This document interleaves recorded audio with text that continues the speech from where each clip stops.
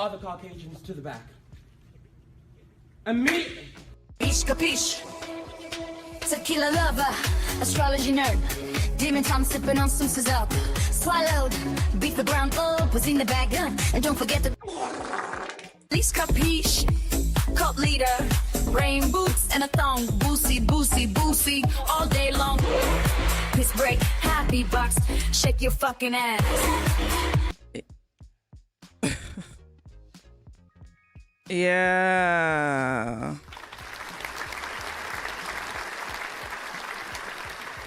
I ain't even gonna lie, I do not want to do this book club, but here we are.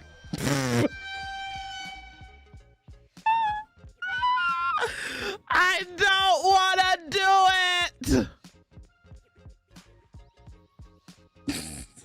because I hated the book so bad.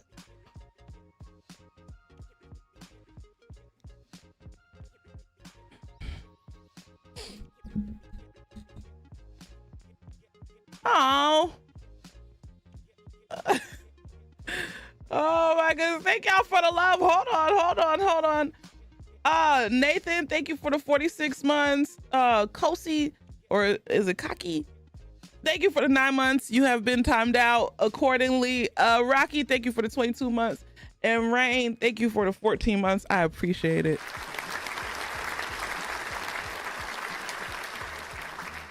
Alicia Preach, I do.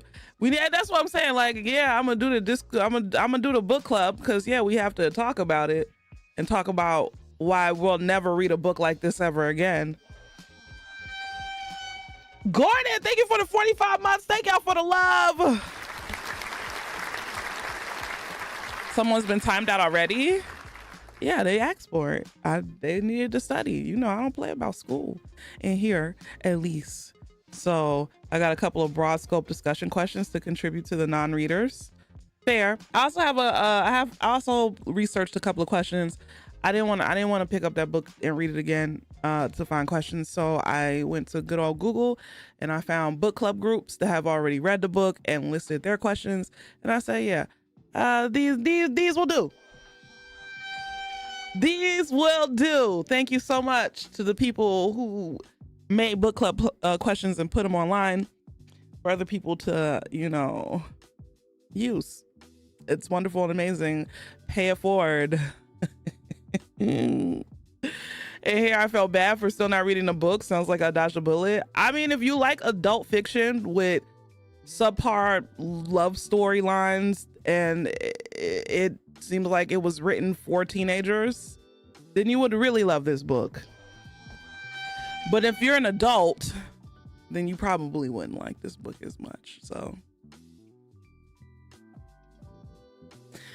anyway, the name of the book that we read,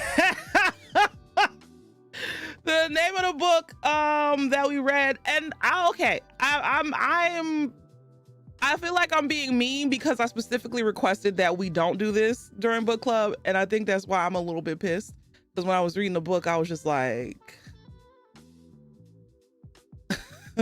didn't I ask this not to happen? And it happened anyway. And I think that's why I'm so pissed. Like, if this was just something, thank you, Rain.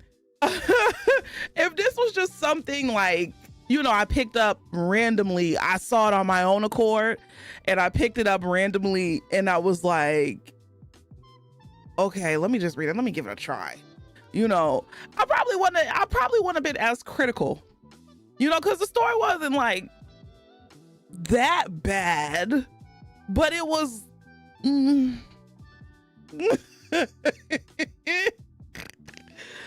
I also wasn't kind of mad on the romance building. It was, oh my God. And y'all know I love a good enemies to lovers story, but it was just. I think you want to know what it is. I think when I say not to do something, I think people will be like, I'm going to do it anyway, just to get a rise out of Leash. And you know what? I get it, because this is the nature of the community. We all pick on each other and stuff like that. But there's a time and a place for everything. I'm not saying that this was done with the intention of doing it just to piss me off. But I will say that I am pissed off that I had to read this book for book club, because I feel like we could have my little 3 days that I spent reading this book could have been on something a bit more better, but yeah. The characters were shit. I'm sorry, they weren't. None of them, like literally not a single character was likable in this book. And I'm like, God damn. And I thought, like, when they finally introduced her sister, I was like, okay, maybe she would be the likable person, you know, maybe, because I knew they was gonna introduce her sister. I knew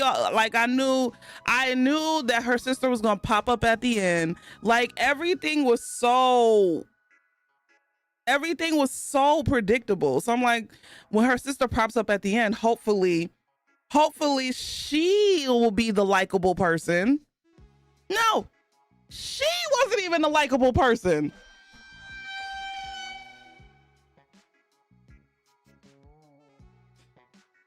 And I did say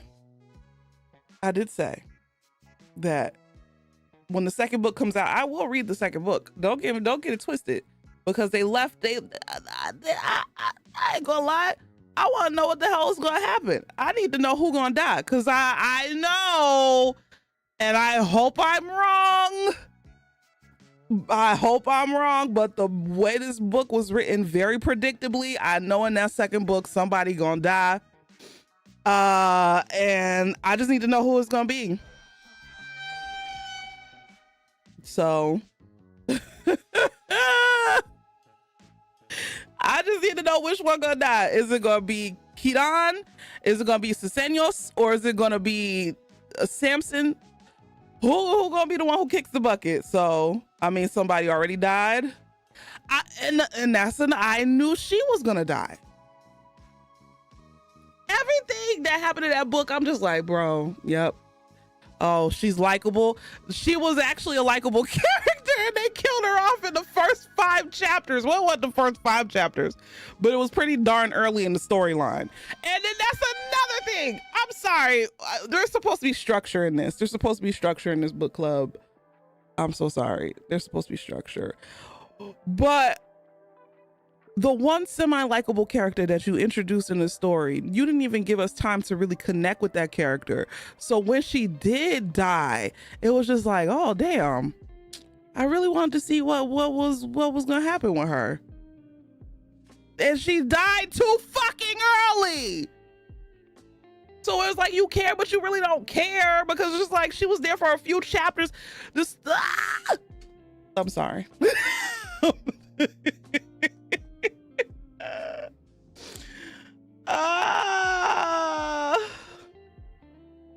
You renamed Kidan Kiki. That's fair.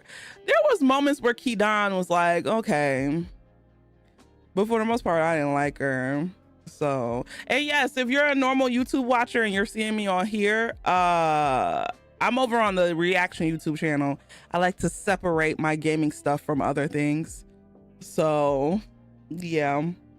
Okay, so what is everybody's overall feeling about the book before I get into a light retelling of the story, which I like to do for people who haven't read, who couldn't read or whatever. Tape, thank you so much for the 33 months. I appreciate it. Thank you so much for 33 months of love and support. Like they killed that one girl season 1 of Stranger Things just as, oh, I really wish they didn't kill off Barb. I felt a kind of way about that too. I was kind of pissed about that, because I just knew that Barb was gonna be like, you know, she might have died eventually, but I did feel like they killed off Barb a little too quick in Stranger Things. The artist versus artist subplot murder made me go, you was bored, I liked it, and we'll pick up the rest. Okay. Leash loves segregation. I damn sure do. I think it's okay. Like, I'm gonna say, if you like Twilight and hate this book, I think you should look into that. Right. And I hated Twilight, so my hate is equal. Leash hates the gays too. It depends on who you ask. Okay. I eat up vampires book, Leash. But and you thought this one was subpar? Which is fair, and which makes it even worse, because I don't like to be critical when it comes to like books written by Black women. I do not like to be critical. I do not. I normally don't talk ill of anything that Black women do, especially in mixed company. But I couldn't get jiggy with it. You can't win them all. You can't win them all. It dragged me a little bit. There would be times where I'd be like, oh, fun. And then it would drag. Fair. The book seemed directionless. Oh, thank you. Okay, y'all are putting my thoughts into words. Thank you, Jesus. It's like the author was like, dark academia. Yes, I guess we could add vampires. Thank you. She hates the gays, Haitians, and Mexicans. Link Twitter thread. Shut up. What's up, BT? Welcome in. I didn't read the book, but I love the idea of reading it with the wilderness thoughts in mind. Oh my God, Johnny, I thought you read the damn book. Was GK the monk character? GK was your favorite character? GK was cool. I think in order of likableness, GK was probably, after old girl died, I forgot her name, the little cutesy wootsy girl. After she died, GK was like, okay, I could deal with him. But you see what happened? Oh, this is so another black vampire book I did have to do not finish was Blood Moon though, so I won't read just anything. Fair. I liked the book, but the pacing was slow and the plot predictable. Not show boob streamer. Get out, Tasha. Get out. Hi, Tasha Boo. Why did they kill so many people? That's a topic for discussion. I'm about to time your ass out. Get out of here. Go, show hole. Show hole, Tasha. Show me your hole. I don't like what they did to GK because that is going to be so sad to deal with. Oh yeah. And that second book, I feel like in that second book, they unleashed the evil inside of him. And that's the thing. I feel like, okay, let me just give a background before we get into the book. Tasha's untimeoutable. Shit.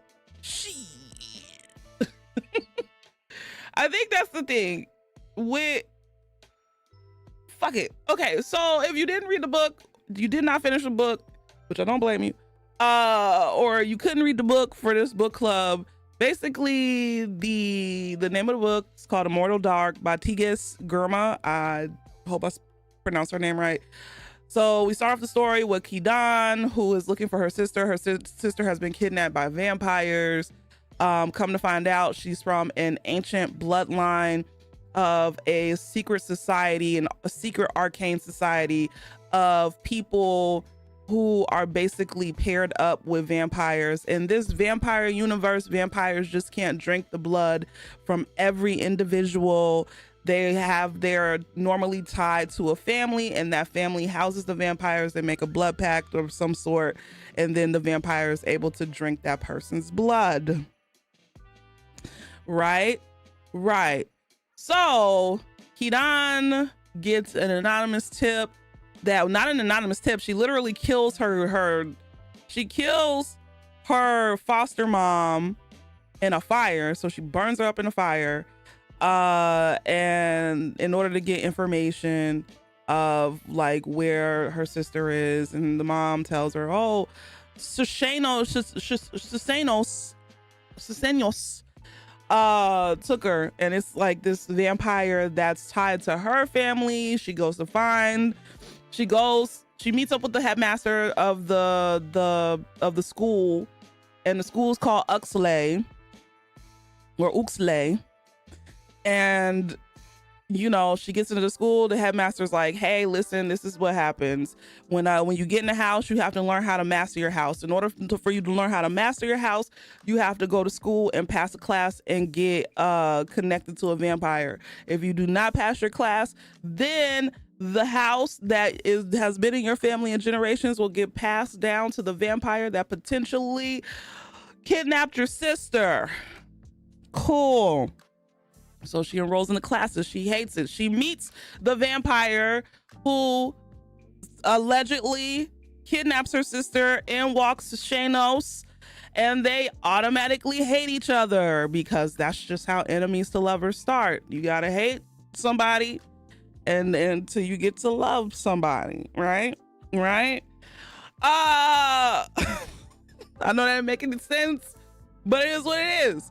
So they're doing their whole little back and forth. And while she's doing that, she goes to the school, she meets a group of friends, she gets kind of close to the friends. Turns out all of the friends are just as insufferable. And you wanna know what? I take it back. Another character that was likable until I don't know why the fuck she turned him unlikable. Not only GK was likable, who was the girl with the curly hair? She was likable, but she died early. But who was the other one? Who was the other girl? Not Slyn, because I didn't like Slyn either, but it was the boy. Who was the other boy? Who was the I think his name was Yusuf. Hell yeah. Yusuf was cool. I liked Yusuf. Yeah, the artist boy. Yeah. I think his name was Yusuf. But then they turned him on, like the story just made him an unlikable fuck. Anyway, like I was saying, she meets a group of friends. Apparently the friends are from rival houses. There is a conspiracy going on inside of the there's a conspiracy going on inside of the school or the organization against her house specifically, because her house is the house that runs like the archaeological, like, you know, they keep artifacts and stuff, and they set up dig sites, and they try to find like lost artifacts from back in the day, back in time of when vampires and humans first connected and became one, and blah blah blah blah blah. Rival houses, what in Harry Potter? Yes, there are rival houses, but she makes a couple of friends out of the rival houses. While she's doing that, she's also trying to find her sister in the most stupid ways possible. She literally has no couth. She literally does the dumbest things ever in this book. It's almost like, do you want to find your sister or do you want to die? And honestly, that is something that she struggles with. She also struggles with the fact that she doesn't want to be here anymore. So I guess that is the reason why she makes such dumb decisions in this book, because it's just like, girl, why would you do that? But anyway, she doesn't care. She's scorched earth, ready to kill everybody and everything in her way. Just to get her sister back. No, I kept going daddy chill, right? Why it sound like Leash said dick sites instead of dig sites? Because I have a lisp. Wow. Make fun of my speech impediment, why don't you? It's old generational powers that want to overthrow each other. Yes, that is the nature of the houses and blah blah blah. Yusuf was tarnished. Yes, he was. Oh, where did I leave off? What is the next?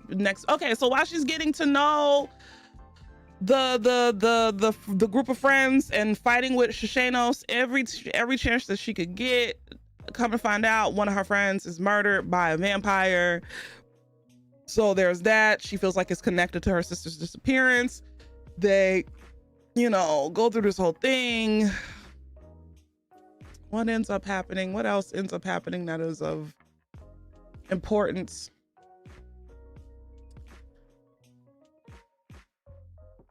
What? Oh my goodness. Matrix, thank you so much for the 36 months. I appreciate it.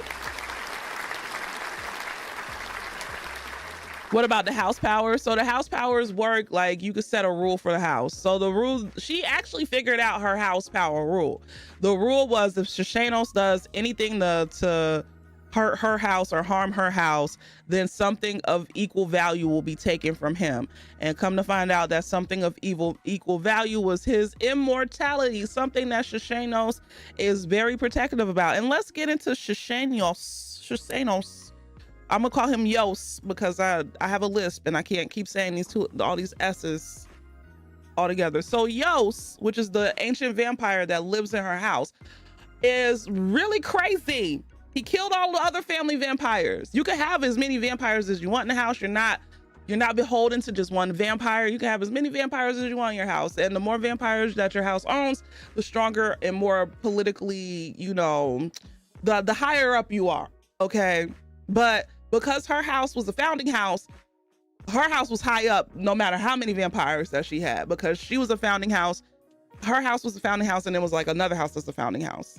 So if it wasn't obvious, this is Leisha's favorite book. Shut up. Houses are magical and turn to the owner. You can make a rule that binds humans inside of it, and vampires are bound to it at all times. Yes. I'll admit, Shiseinos and Kadan squabbling was good at the beginning. I went up when she broke her arm and said he did it. Yeah, but he deserved it though. He definitely deserved it.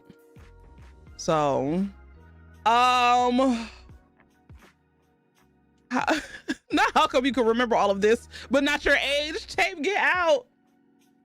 The importance of, so if she doesn't pass her classes, like I said, basically her parents left the house to Yos, the ancient vampire that killed all their other vampires and allegedly took her sister. She's like, why the fuck would they do that? What type of time were they on? So she's basically there to stop him from, one, taking the house from her family, and then two, to find her sister. But overall, she don't give a fuck about that house. She's really there to find her sister. But over time, you know, she grows to love her friends, and of course she grows to love, or not even love, because that's one thing I will say, they don't really specifically say that they love each other, but they love biting on each other. Oh dear.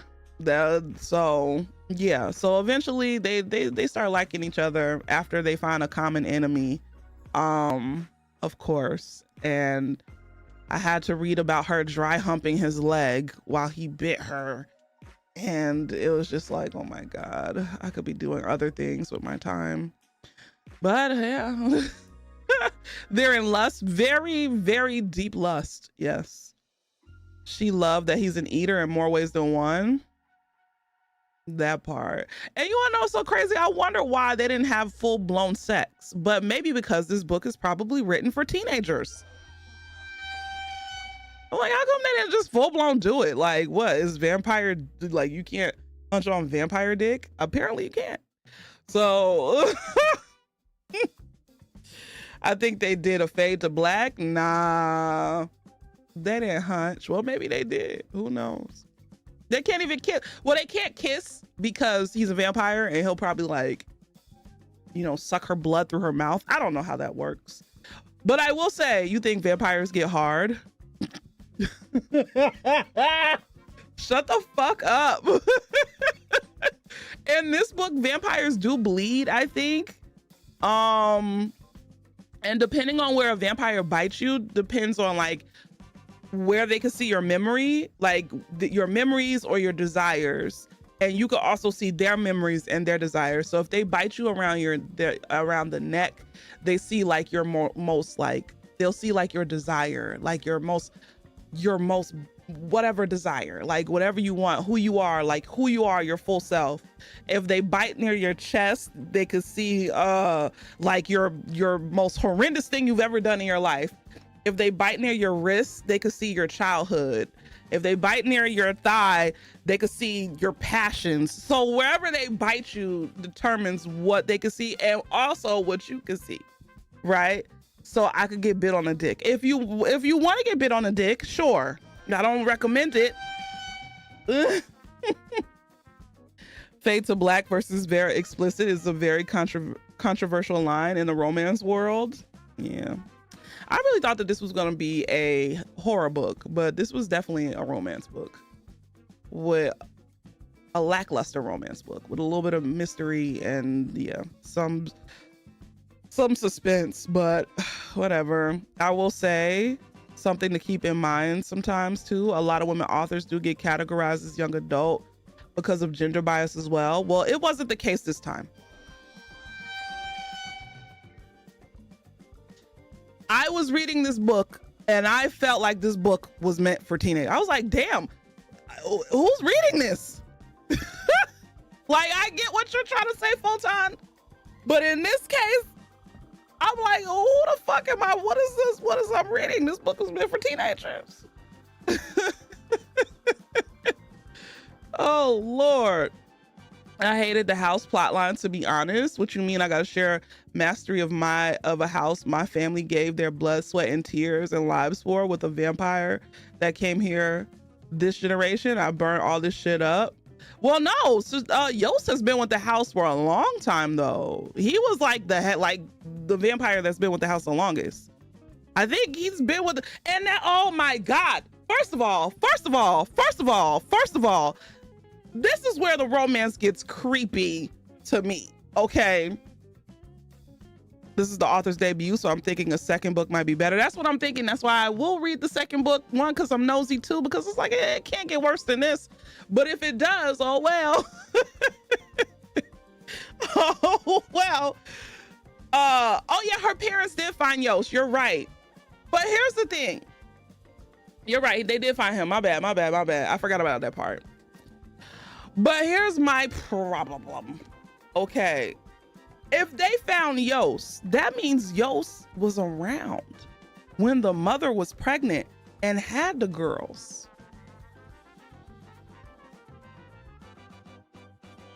So that means Yost knew these girls when they were kids.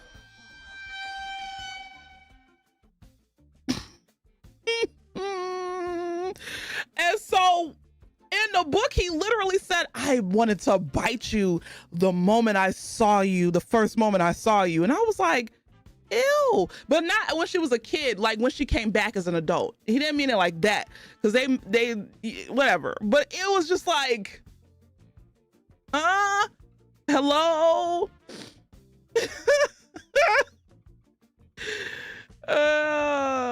So yeah, I was like, that's some weird shit. I was like, wait a minute. He ran from his people. Yeah, it's giving Jacob imprinting on what? Oh yeah, Bella's baby. What you call her, Renaissance? So back to the story. Shit, I'm just gonna try to sum this up really quickly. So boom, they find out that a lot of people this book was like double cross. At first it seemed like her, and after their first little spat, her and Yost they were good until we find out that Yost has lied to her about a lot of stuff, and then she finds out about his immortality, and he was about to kill her ass. Because he was like, you know my secret. And the reason why he killed all of the house vampires is because they knew the secret of his immortality, because he tried to do some bullshit and the house took away something from him, right? So he was gonna kill her. He ends up not trying to kill her. Then they reconnect again. And no, she betrayed him first because she did something to make it seem like she was dying. She wasn't dying. He didn't want her to die, because if she did, then that would look bad on him. And then the headmistress of the compound would kick him out. Then he lied to her about his immortality. Then she lied and almost had his ass arrested. And then he lied about where he was from. And I just couldn't take it. At least he wasn't a Confederate vampire, right? So the whole background story with Yost is that he was a king, a young king. He got turned at 19, but he's still ancient as fuck. So he was a young king from freaking way back in the day, right? And that's a regular hood couple. And you know what? That's what it was given. So he was a vampire from way back in the day. He got turned because, a group of vampires came up, and he quickly learned, like, hey, I can't fight no vampires. So he went and got some vampire powers, and then came back and turned his whole court into vampires, because he's like, I don't want to be a vampire by myself. That's boring. That's lonely. I'm gonna be lonely. So he turned his whole court into vampires, and they was running amok. Okay, they was doing some wild shit. It was wild as fuck. And he was the head of this organization until he had to run away from him because I don't know what happened. We will find this out, I guess, in the second book, but some wild shit happened to where they were being like literally tortured for centuries. And so he ran away from all that. Then that's when, you know, Kadan's mother and father found him. They harbored him or whatever. He became an Uxklay vampire. Boom. But he left some people behind. He left some vampires behind that was like, hey, nah, like, you ran away and left us when we were at our lowest. Like, nah, fuck that. And those are the people who took Kadan's sister, and he knew. That's the thing. He eventually figured it out. He didn't know at first, but like eventually 1 and 1 became 2. And so he knew before he gave any more information, because he was like, if I would have told you the truth, you would have went and tried to go find him and you would have been dead. So let's not do that. Let's not, like, you know, because at that point they kind of liked each other. So he was like, we don't want you to we don't want you to die or whatever. So so something happens to where her horrible friends end up killing GK, which is he's like a monk, and he was the only likable character outside of the old girl who died in the first quarter of the book. Right. They end up killing him because, first of all, one of her friends, Yusef, killed a rival of his, and then Slyn, which is one of her a homegirl, she ended up like she was the reason why the friend in the beginning died. She had her vampire kill the friend in the beginning just so she could get rid of her father, who was abusive. I get it, but still. And then Yusuf, the artist boy, who was likable up until this point, they both killed GK because GK found out everything. Like, he was like, oh, y'all some motherfucking murderous ass people. Y'all need to go repent. I'ma just go repent and just, you know, turn yourselves in, because the monks are like a part of, like, they're not like law enforcement. They do have a law enforcement, but like they're like I guess the human law enforcement. So, but GK wanted to kind of like, he went back to being a monk, but at first he didn't want to be a monk, but then he was like, no, he was too holy. So he found out everything, and then Kadan, she ran and to go do something, and she left Slyn and Yusef in there to watch GK. She was like, just watch him, make sure he don't do nothing. She found out what she needed to find out. She called. She was like, hey, you know, I'm coming back. How's GK? They're like, oh, we killed his ass. She was like, what the fuck? So she run back, boo, boo, boo, boo, boo, boo, boo, run back. Like, why the fuck why are we killing everybody? So she run back. She was like, why the fuck y'all kill him? They was like, because like he would have known, he knew everything we didn't. I didn't sacrifice, because Slyn was cutthroat. Slyn was the cutthroat friend. She was very smart, and she was just like, you know, she was like, I never not finish an assignment. So basically, I'm trying to make this sound as freaking entertaining as possible. I hope y'all are appreciating this right now. Because reading the story was not this enjoyable. Anyway, now I'm entertained. So Keaton was like, shit, innocently annoying. Thank you for the 19 months. I appreciate it. Thank you.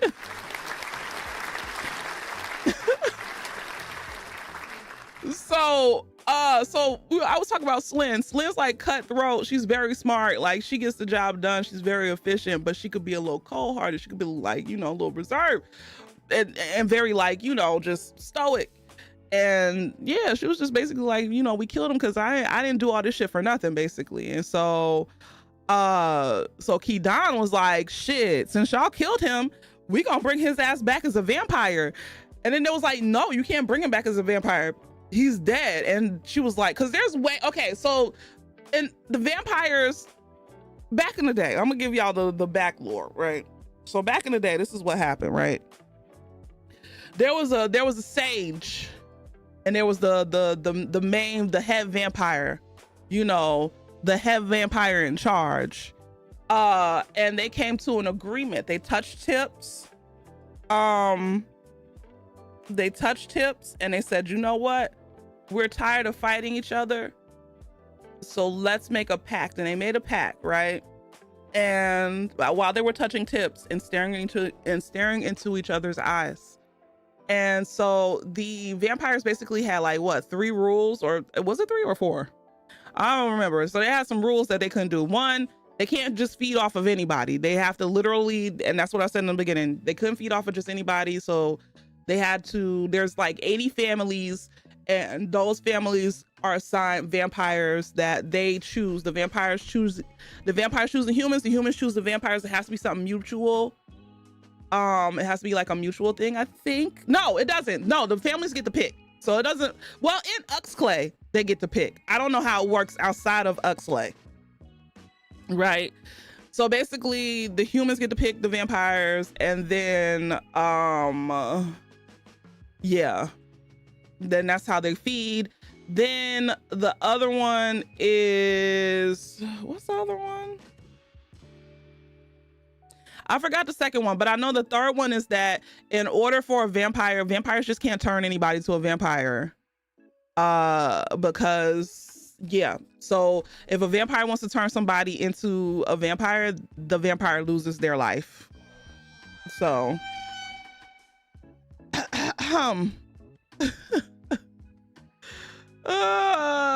the author not making the last stage and the head a gay couple was such a waste of opportunity. We don't know, maybe some stuff gets touched in the second book, you know. So yeah, what was I saying? Where was I? None of it gets touched. All right, what was the second thing? The second tenet was like they lost powers or something like that. That was it, right? I don't know, but the only one that y'all need to know is that when a vampire wants to transfer their power to a human, the vampire dies. So not too many vampires want to lose their immortality. So, you know, it's kind of hard to get to turn into a vampire, right? So when Kadan was like, oh, like, yeah, we're going to turn him into a vampire, she was like, no. Slim was like, no, like, we can't do that, he's dead. She was like, no, we're gonna do the dark Sabbath ritual or whatever the hell. It's against the law to turn a vampire, a dead person, into a vampire. It can be done, it's just frowned upon and against the law. So not you calling me a nerd. Anyway, so they're like, Kadan, she called up Susenyos. She's like, hey, one of my friends, like, he got, you were right. The friends that I have, they're crazy.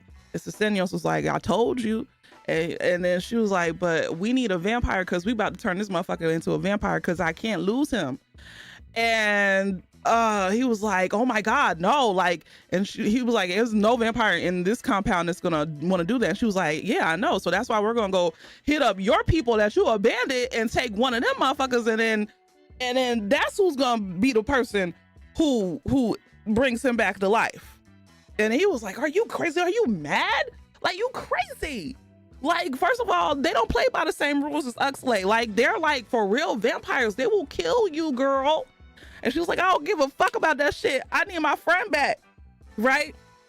So he was like, he's whipped, okay? Her poo-poo bring life or something like that. I don't know what happened when they was biting each other and doing all that, but he folds, okay? He folds like a goddamn paper napkin when it comes to Kidan. So he's like, okay. So he sends his two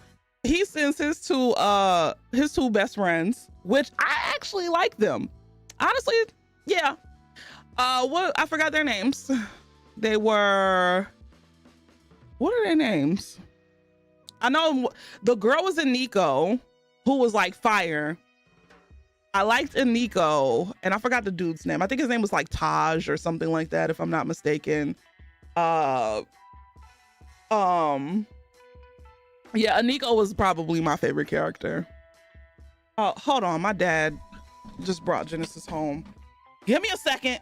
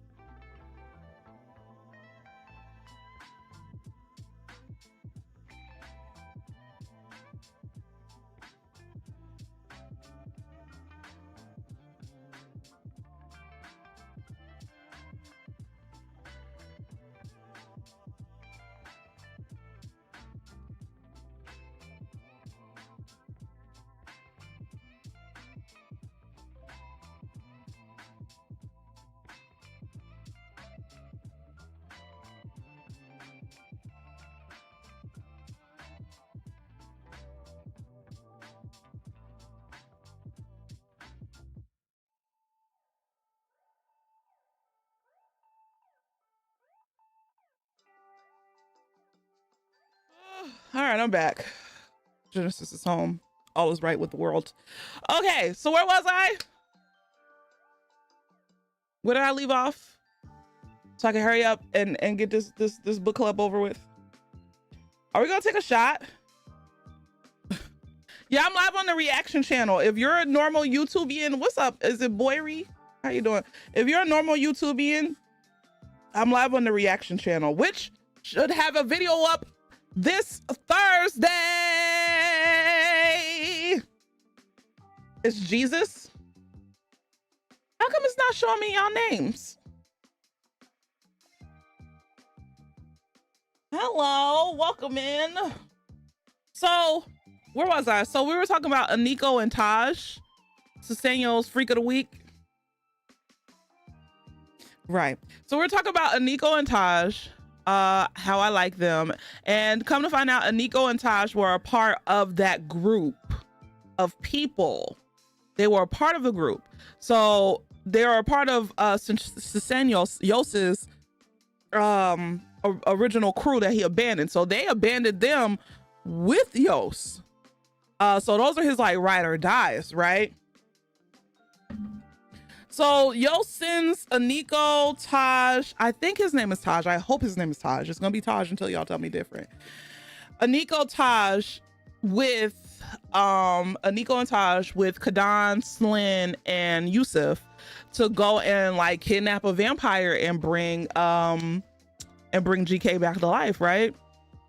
So they're in a car, they're driving into town. You can't drive into town if you live in Uxley, because if you drive into town, you know, you're cohorting with devil vampires and blah, blah, blah. Like, people that live in Uxley are not supposed to like fuck with vampires that aren't in Uxley.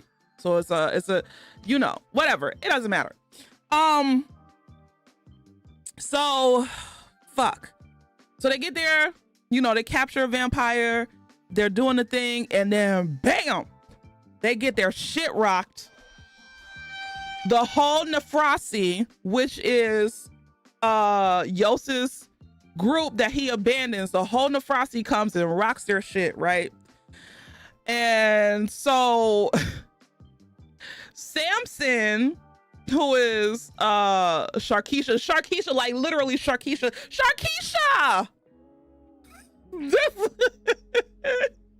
They did redline vampires. They did.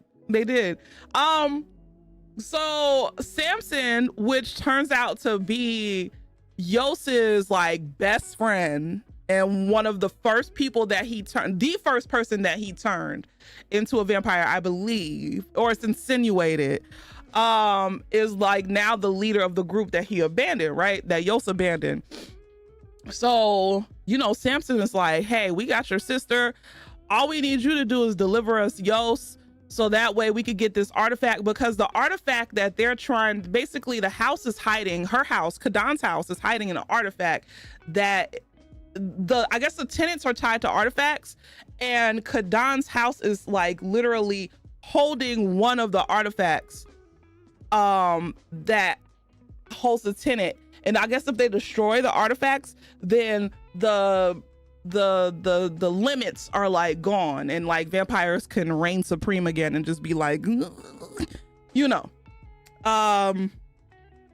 Cheers.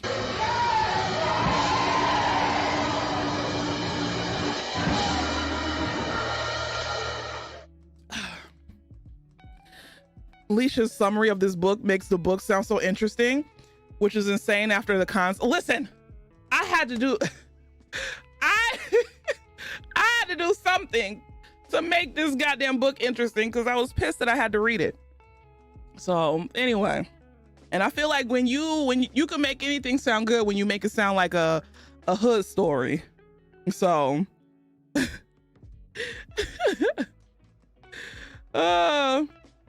he was basically a servant that was basically her dude's cupbearer. After some people raid their village and kills his sister, they bond over murdering of the raiders. Right, exactly. Revenge is a big theme, yes. And I am just pulling all the interesting parts, actually. So anyway, so Samson's there, and Samson's like, you know, what the fuck did he say? He was like, yeah, we have your sister's good. Just give us Yost and give us the artifact, because if you give us the artifact, you know, we don't want to be set in these confines as a vampire. We should reign supreme, because you're a fucking mere mortal and we're fucking vampires. Why should we serve you?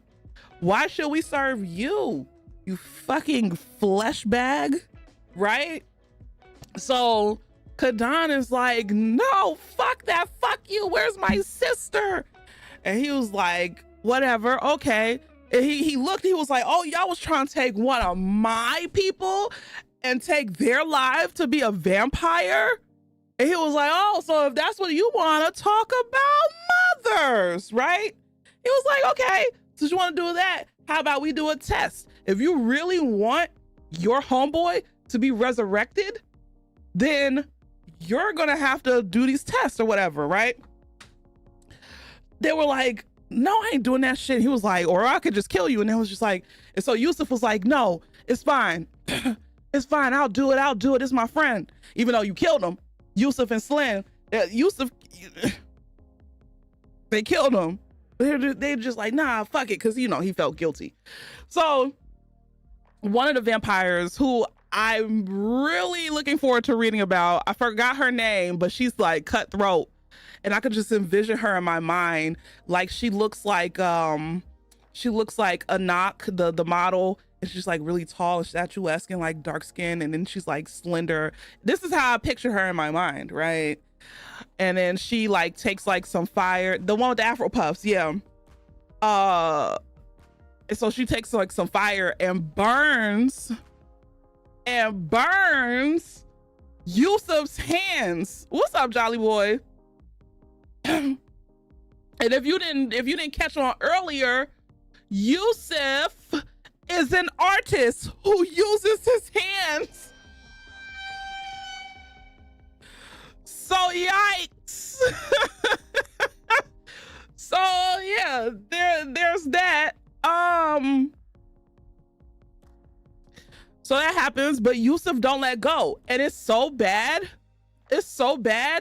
that GK's hands, and because he was holding, basically they had to hold on to GK and not let go while they inflict pain on the people, basically, right? So it's so bad that GK and Yusuf's hands were like stuck to fucking together because they were burnt so bad that they stuck together. Oh my god. Anyway, I think next up was Slen. I forgot what they did to her. It wasn't nothing crazy. I think they just beat her up or some shit. Like, you know, it's like Sharkeisha.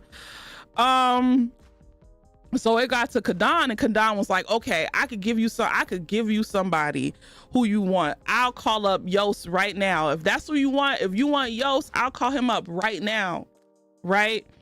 So he was like, okay, cool. So she calls him up. Slen deserves worse. She does, but you know. So she calls him up, and Yost is like, I don't care about that bitch.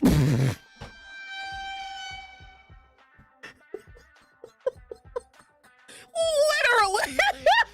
She calls him up. He's like, I don't give a fuck about her. Hello? Like, she's a human. I don't care. Fuck her. Whatever. Do what you want. I don't care if she died. I don't care if her little friends die. It is what it is.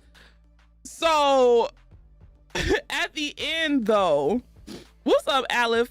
At the end though, he does give her like a code, right? And so with that code, it's like something in the book that they read or whatever they was reading together. I don't know, but he gave her like a code to like let her know what to do next, because you know he can't do anything to harm the house. So by him leaving the house, that harms the house essentially. So he's like, I'm not sacrificing. I can't sacrifice my immortality, because if I do, then we're all screwed. But he does give her a code, and he's like, and then with the code, she's basically like,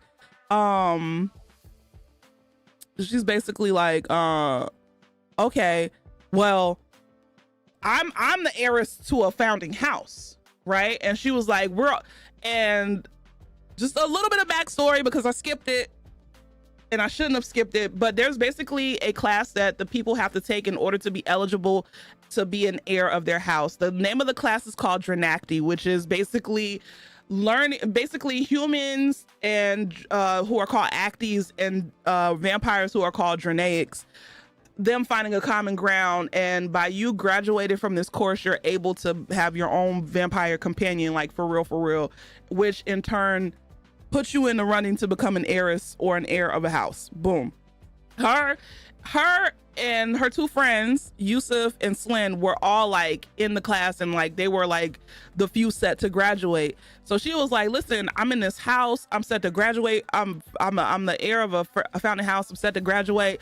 How about y'all come in as our Dranaics, aka vampires, and then you know you could have full reign. You could search the house or whatever. It's cool, it's fine. Do what you need to do, and then you get to get some information about Uxley. It's cool. I just want my sister and I just want my friend back, right? Wait, is Dranaics? That's what I've been calling them, Dranaics. You was calling Dranigs? Oh Jesus. So she said I gotta put me first, right? That was the class where GK went, oh, this shit is terrible, I don't need no vampire companion. Pretty much that's why GK went back to being a monk. It was that bad. Like, you literally have to embrace a sort of darkness that human beings are not meant to embrace. And I think that's why, you know, a lot of people fail. Like, for a long time, only one person graduates that class per year, right? So the audiobook says Dranaics. Ugh, I like Dranaics. Dranaics? That sounds nasty. Whatever, the vampires. We're gonna just say vampires. What is this? Is this a real thing? Yeah, we're it's a book club. So what was I saying? So Samson was like, you know what? I'll take you up on that offer, right? He was like, not Drano extra strength. He was like, go, I'll let you go, and I'll let your little friend become a vampire. Well, no, he wasn't like, I'll let your little friend become a vampire, but he was like, no, I don't think I want to give up one of my vampires to turn one of your friends. Mind you, Slyn cut into GK and was holding his heart in place in order to like keep, because he's like dead, but basically in order to keep like some blood in his heart, just in case, like, just so he wouldn't like die. Like, he's dead, but you only have a certain amount of time after you die to become a vampire. So she was like trying to keep the blood in his heart. She's sitting straddled on top of him with her hands in his chest, holding his motherfucking heart like a goddamn psychopath. But it worked. So so dead but not dead, right? Dead but not dead, but he dead though. Like, he ain't alive, but you know. So one of the vampires steps forward and he's like, okay, I volunteer because I'm tired of our people. I'm tired of this, grandpa. I'm tired of our people, you know, out here, you know, living a terrible life while these MFers in this golden castle are living a good life, but under the thumb of humans, like Vampire X, okay? So he gives his life. GK comes back. They take GK away, and she's like, Kadan's like, no, wait, we need to see if like it worked. And they turn him around, and he looking at them, he looking at Kadan, Slyn, and Yusuf like, ooh, you motherfuckers gonna pay. And honestly, that alone made it like, okay, I need to read this book just so I could see GK enact revenge on these heifers, because what the fuck.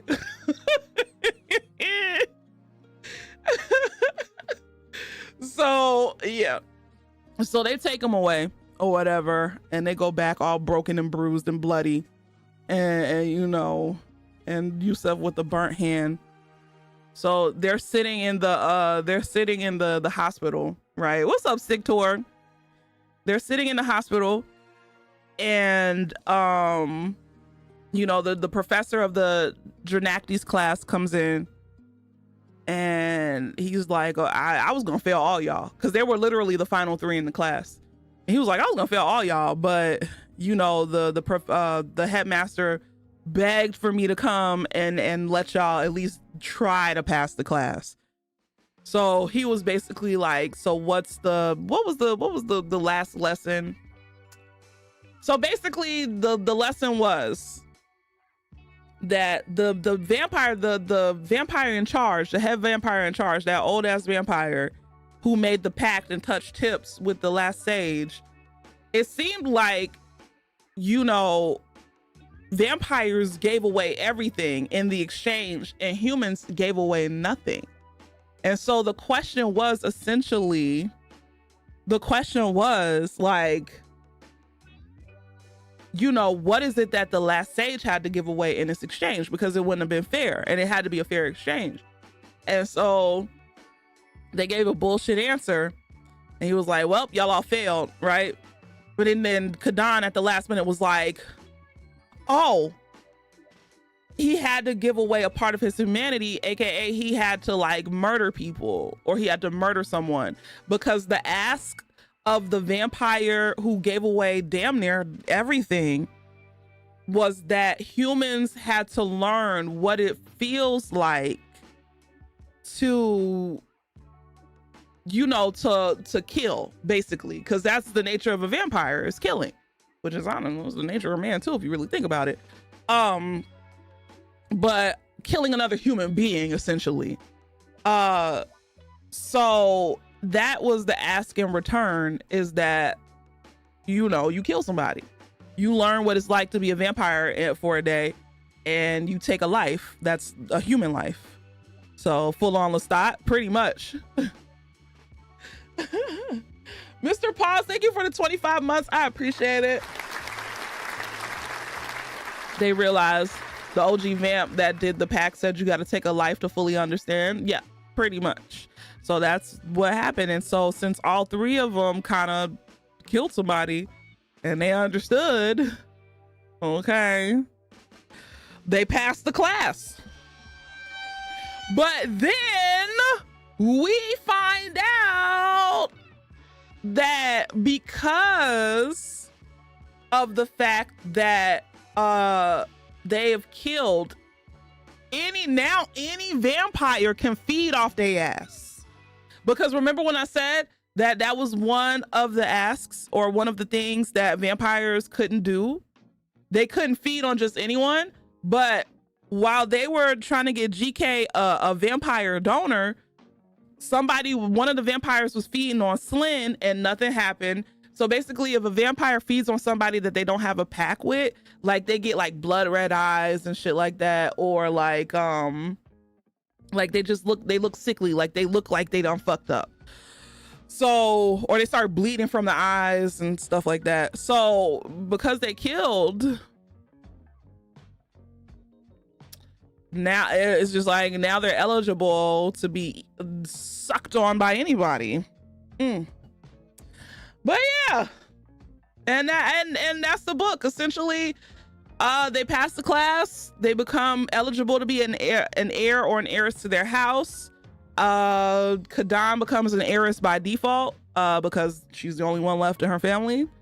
And yeah, and then at the end, she finally finds her sister, because Samson brings the sister to the house. Oh, and then we also find out that Yos is mortal in the whole entire house now, and not just one room. Because that little hint that he gave her endangered the house. And while he was trying to be sneaky, it endangered the fucking house. So he's mortal in the whole entire house now. And now he got the vampire who wants to kill him in the house with him.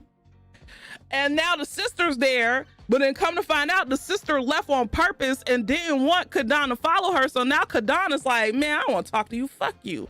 You have me out here goddamn looking crazy, putting my life in danger, and the whole time you wanted to get away from me? Oh, hell no. Oh. And yes, they go through their graduation and everyone gets sucked off, and yeah, that's the end. And then we just wait for book 2. And I'll tell y'all, this is not going to be a part of our book club, but I'll let y'all know what happens. and that's the story. I have beef with the sister too. The sister was planning to become the heir to help free the vampires. I think she wants to become a vampire. I think so too. But in my mind, I'm like, Kadan is young. How the hell old is her sister? Kadan has to be about like 18, 19. What's up, Red Rum? So I'm like, it's giving a little weird. Anxiety, thank you for the 27 months. I appreciate it. Thank you so much for 27 months of love and support. She's anxious and scared, and by becoming a vampire, she'll no longer live in fear. They were twins? I thought she was the older sister. This whole time, I thought she was the older sister. I didn't know they were twins. I thought her sister was like younger than her. Oh, wow. Probably is. I thought they were, how are they gonna talk about the foster mother? I don't even think at this point Kadan cares about what she did to the Genesis. God, Jesus, yes. Go put my wig back. No, I'm doing book club. Come on. Hi guys, I have my mom. Can you go to bed? I just look over, she's just standing there like this.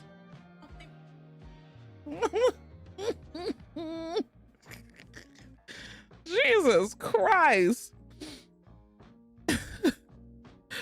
Anyway, Kadan was just a tougher twin.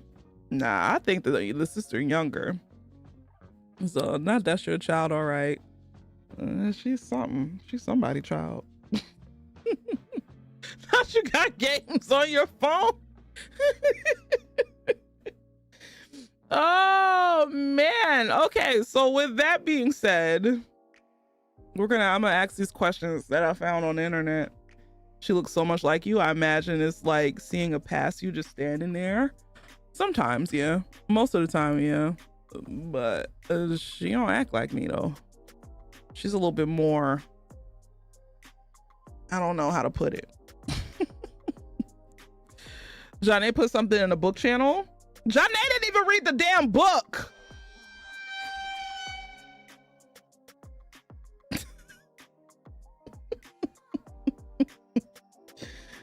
Where the hell's the damn book channel? Oh, Joan Jett. I low-key want to ride this book. What you mean? Like talk shit about it?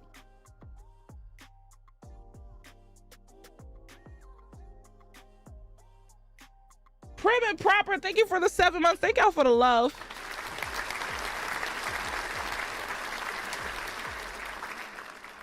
Oh, you want to read it? It is on Kindle Unlimited. That's how I read it. I got Kindle Unlimited for 2 months for 99 cents. And I said, oh, look at God. Look at God. All right. So first questions. What are your first thoughts on Kadan? And does your opinion of her change throughout the book? How do you feel about her decisions? Those are 3 questions in one question, but you get it. Have y'all read any Octavia Butlers yet? Oh, jolly boy. Why would you ask that question? That's literally the first 2 books we read. It was Parable of the Sower and Parable of the Talents. And so, yeah.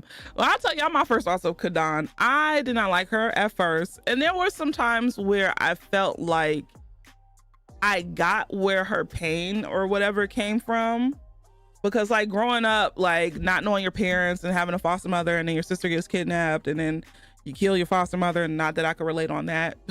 But like I got why she was so rambunctious and just so like destructive, but it was just done in such an unlikable way that I'm just like, bro. And maybe that was the point. So Johnny asked some good questions though. I know. I'm going to read them, y'all. Jesus Christ. The audio is also on Spotify if you have premium. She's reckless and doesn't value her life, so it was frustrating. But she was so consumed with the one person she thought that understood her. Right. She was too impulsive at first. Right. She's toxic, but then she becomes more human eventually. No, if anything, I don't think she becomes more human. I think the more that she's around, especially Shanios, and in that environment, I feel like she becomes darker. The way she talks about killing, like it just is. Like you just have, like, even though she has her moments of guilt when it comes to killing, but the more she's around Yost, it's almost like he's like kind of like twisting her mind to become more of a killer and just like, oh, that's your nature as a human. And then it's almost like she's like being brainwashed a little bit. I low-key thought she was going to become a vampire by the end of the book because I thought she was gonna become what she hates. That's fair. Yeah, I did feel that too, but none of this had to happen if the police had looked into the sister's disappearance.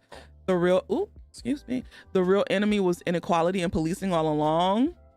Well, to be fair, Apples, the actual human police wouldn't be able to look into her sister's disappearance because Uxley can only be known by people who are like part of the bloodline and who are in that school. Like it's like protected. And there was no proof that Shishanios took her sister until Kadan came to the campus and was like, hey, I think he took my sister. And then it was like, everybody was like, what? Or whatever. So yeah, they could have found her if they would have known of Uxley in the first place, but nobody knows where it is. So the sister wasn't in Uxley though, but yeah, she was taken by vampires, right? So since she was taken by vampires, I don't think regular humans outside of Uxley and outside of the 80 families that could be fed upon know what vampires are. So Kadan going up to going up to police and being like, hey, a vampire took my sister, that would have been kind of weird. So that's why she had to take it in her own hands, because of the fact that she knew that a vampire took her sister. She couldn't have really went to the local authorities. And yeah, I wonder if that was on purpose or subconscious addition by the author. It seems like the balance of power on campus is so fragile, that police power is so weak. True. Do we think that policy case she's on trial for will actually matter in the next book?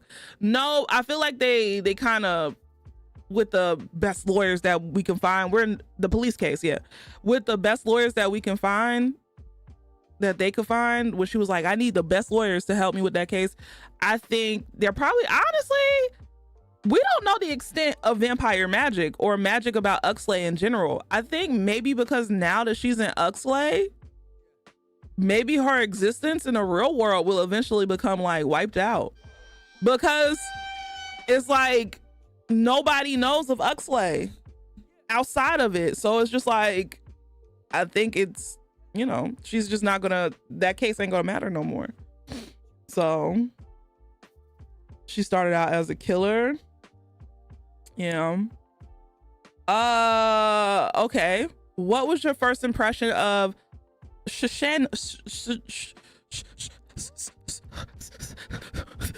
What was your first impression of Shishanos, and did your opinion of him evolve as the plot progressed? Oh man, that'll have to be some shut up, BT. That'll have to be some big magic because she's famous off that murder. True. What was that? My lisp. He was creepy during the dead bird scene. He was. Fair. I don't think it would require knowledge of vampires to investigate because the sister was being held outside of Uxley. Yeah, but by vampires. I don't know. Your theory could be right as well. I hated him through my entire read. He was needlessly cruel. Nah, I just disassociated for like 15 minutes.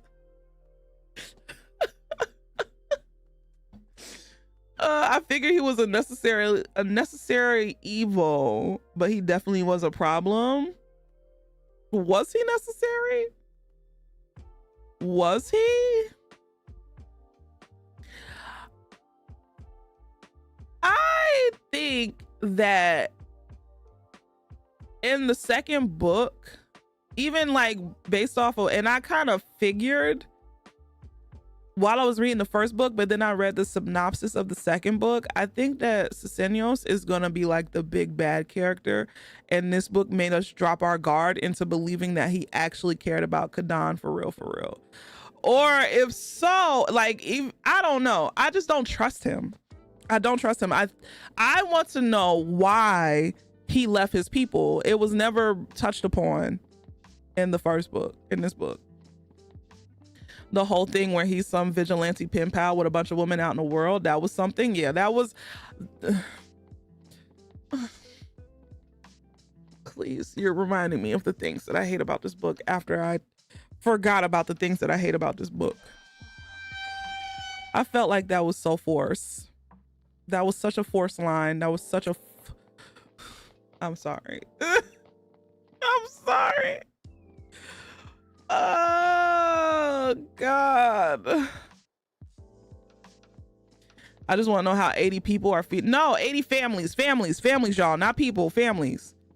So if you come from so there's cousins, there's uncles, there's aunties, there's mommies, there's daddies. It's not 80 people or 80 families. So how many kids does Sisenios have? No way, it's 0.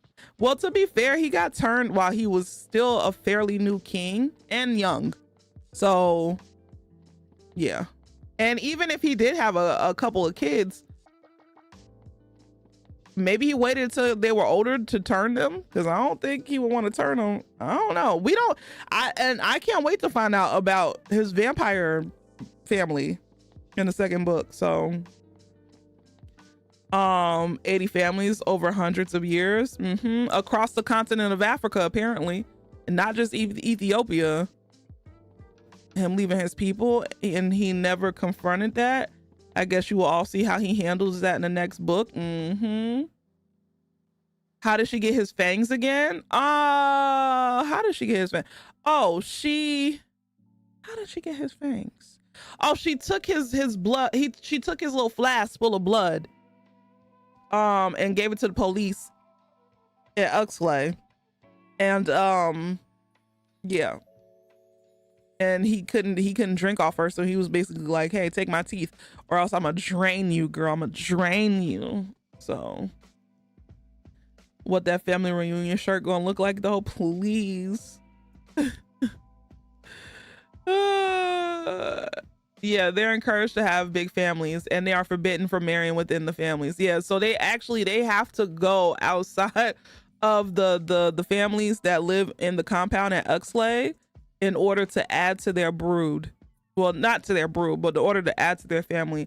So honestly, if Kadan wants to expand House Adane, she would have to get a regular person from outside of Uxley and marry them. She couldn't marry anybody in the families. Brood is good, yeah. And she definitely can't marry no goddamn vampire. I felt bad for the cleaning lady. You want to know what? That's who was the most likable character in the book. There it is. There it is, the goddamn cleaning lady. Oh, Lord. That's right, because he lost his shit at that party where the students had to get something from the vampires. She probably dead next book. Don't say that, Maya, because I'm gonna cry. But yeah, my whole view of Shishanos, I just don't trust him still. Like, you could tell there's some sort of care for Kadane, but I feel like that care is attached to him really wanting whatever artifact is in that house. So, okay, here's another question.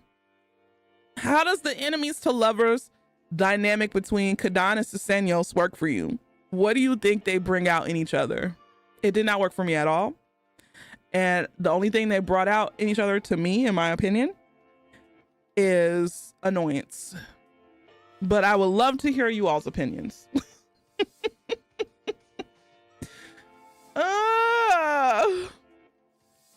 I got $5 on them finding the housekeeper dead in a pool of her own blood. Can you please, Maya? God damn.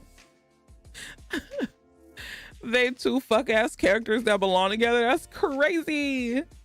It was an ill situation for me. Stop putting old ass vampires with young women, especially when the vampire was around when the mom had the kids, when the kids was young. It is crazy because like Yost didn't come around, because I think the reason why Kadan and her sister left is because her family was literally murdered. So that means that Yost was around when she was a baby, when she was young, I'm guessing. Great start because it was pure hate, but they provide nothing to each other. I just know that Gangsta by Kalani is their song. Please, going off on just the leash summary alone, this wasn't enemies to lovers. This was just two negatives somehow making a positive. But the relationship wasn't positive, Moonlit. It wasn't positive. Not that means the grandma was the baby. That's what you call predatory behavior, diddlers, right? Like the fuck. But no, that I don't know. I don't think. That's why I think in the next book, I don't feel like their romance is gonna be in game. I feel like in the next book, she's gonna find somebody else, or let's go the predictable route. I feel like she might fall in love with Samson. It just gives she's gonna fall in love with Samson. I don't know. Hopefully the book isn't as predictable as this one, the next one. So, but yeah, I don't think they bring out anything in each other. Like their romance did absolutely nothing outside of, "Who, I got you. Ooh, I got you. Ooh, I just lied. Ooh, I lied in return." Like it was literally that. I also need someone to compare and contrast the series to Twilight. I've never read Twilight, so I wouldn't know what to tell you. Hoariness, right? Okay. As long as GK gets revenge and gets to be a monk again, or he's never gonna be a monk again because he's a vampire. Vampires can't be monks. So, I can't wait. I honestly, I feel like my end game, if I had to write the perfect sequel, is GK goes and just murks all them motherfuckers and just lives with the group of nomad vampires or whatever the hell they be doing and just lives out his life. So what about cooter monks? That was your third time putting that in the chat, and you just wanted me to say cooter monks so bad. You happy now? Did you connect with any of the side characters? Who was your favorite and why? At first, I liked Yusef, but now I don't. GK, I love GK, and I love the maid. Those were my favorites because they were the least insufferable. It made me giggle to hear her say that. Shut up. Look, yeah, the cleaning lady, she was literally the best. Because she was written to not be just god awful. GK was consumed by religion though. He was, but that's only because of his circumstance. He was grown in that environment, and it looked like to a certain extent he wanted to open up his mind to embrace other ways of thoughts. But that whole situation with Aniko scarred the fuck out of him. And to be honest and to be fair, he wouldn't have passed the Dranakti class anyway. So I love GK and Yusuf until he killed that other artist and the housekeeper. I do think I still like Yusuf the most out of the side characters. I also like Taj and Aniko. But yeah. He didn't even have a name since religion states a vampire would give him one. Oh shit. I low-key thought that the cleaning lady was gonna be a far-off relative. I thought so. I don't know. Like, so apparently there's people who don't live on Uxley who care for Uxley. So there's like a town outside and sometimes they could come in, or I don't know how that works. How does that work? GK tried to open up his mind, but unfortunately he was in the worst place to do so. So he went back to what he knew. And doesn't that sound like, wow. I know that feeling. What if he's a secret sibling to someone in the squad since the monks are taken from the families? I mean, maybe. Are there any houses with a K last name? That is true. He could be. A lot of conservative kids do that too. They can't come in, but they accept the rich people, give them nice things so they don't ask questions. GK, and I feel like GK may be related to Kadan. You think so? That'd be interesting. That would be interesting.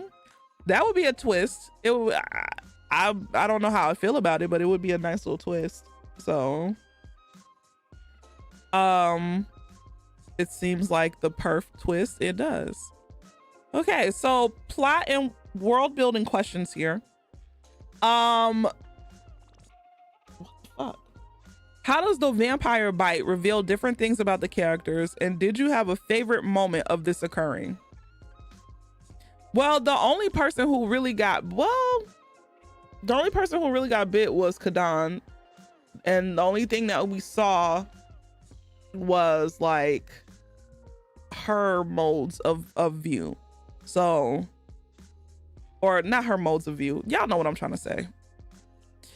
I think I only got like maybe 2 or 3 more questions in me.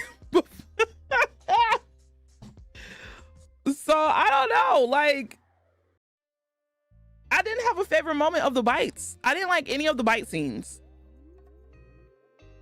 Did y'all?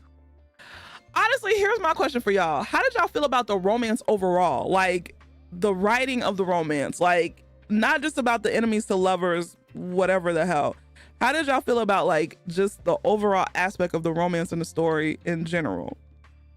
And what could have been better about it? The super religious tend to be fearful because opening your mind means having to challenge everything you've been taught. And that means safety is not guaranteed. Not ban their love. You've done amazing. I'm trying.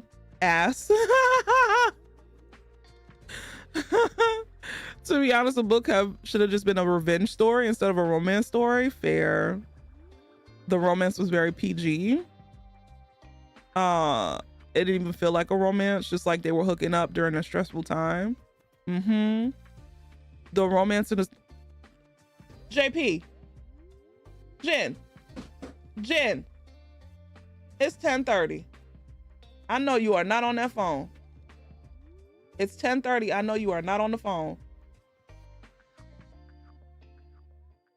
I don't speak English. I said it's 10:30. I know you're not on that phone. Well, you don't have to put it up on the phone. Anyway.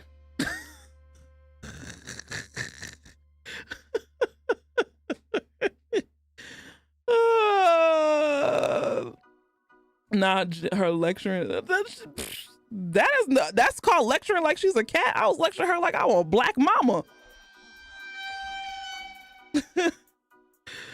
Oh shit. I wish the memories were shared experiences, like they watched together. Same. Same. Not that gave me war flashbacks.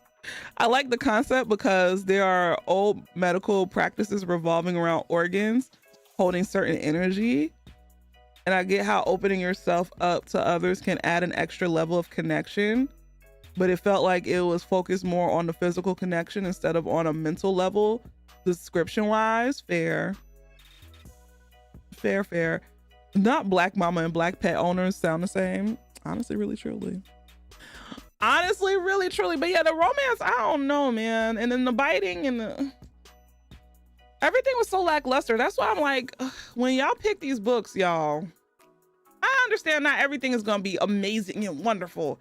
And we're not going to care for every book. But god damn. I have nothing to work with.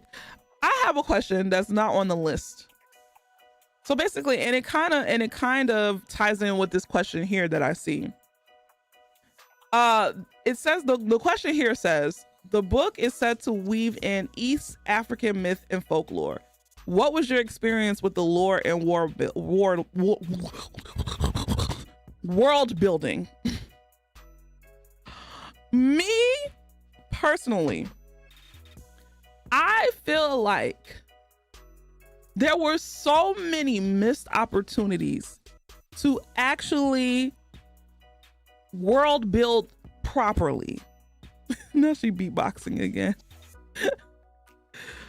Like, I, as a person, and maybe I'm not trying to compare this new author to like people who's like been doing the shit, right? But I think if the author would have took more time to world build instead of focusing on that god awful enemies to lovers storyline, I feel like the book would be a place that like the story of the book would feel like a place that's been lived in. The characters would feel like whole characters that you could connect with, and not just some off story to this lackluster, lukewarm love of theirs that they have going on in the book. Like there was just so many missed opportunities for like just, I don't know, for just a good, solid like world that felt lived in and like you could just, I don't know, feel it. So definitely wish they went into Uxley more. Right. I love that for once it doesn't involve European vampires. I feel you on that one though. I give them that. I said it in Discord, but if this was an attempt to bring her culture forward, then this wasn't it, because there is no way Ethiopian culture is this boring. Please. What's up, Draven? What part of the world would you wish she had focused on, like the families, the vampire societies, the family power? Yes, all of the above. Like it was so little talked about, like the other families, or like I didn't even care. Like I feel like the Vampire Society, if I would have known she was gonna do a book 2, her not really talking about the Vampire Society would have been cool, because I feel like that's gonna be the focus on book 2, because we're literally gonna get more into like Susenyo's past and stuff like that. But in the first book, I feel like yes, the foundation of Uxley and like the families that live there, and what happens to the other 80 fucking families. We only know about what, 10 of them? Where's the other 70? Well, yeah, it's 12 of them. So where's the other ones? So I wish like there was like more of that. And like, you don't have to get in depth, but it was just like vague, like, oh yeah, this happened. Oh, these families. Oh, this is like, I don't know, man. The concept of Uxley makes me wonder, are there other vampire societies in other cultures? Yes, there are. Well, we know about the Nefrasi, and we've learned that the Nefrasi was fucking around all over the continent of Africa, not just in Ethiopia. So it's just like, I want to know what the hell happened. I didn't feel the romance at all. It felt like it just happened due to him being a vampire, right? I agree. I wanted to know more about the impact of the other families. They took a couple of pages in the beginning and talk about the different families, but it went nowhere. You don't have to finish the book unless you want to. I ain't gonna discourage nobody from reading the book. If you like, I mean, I will say the one thing I did like about the book is that it was a very easy read. It's only 420 pages. I finished it in 3 days. You know, the chapters go by very quickly. So it's a very easy read, light read. You don't have to really use too much of your brain. So, but this is what I want to hear. Like when we have these critiques on world building, what specifically do you want to know more about, or with predictability? Is there a certain trope you dislike?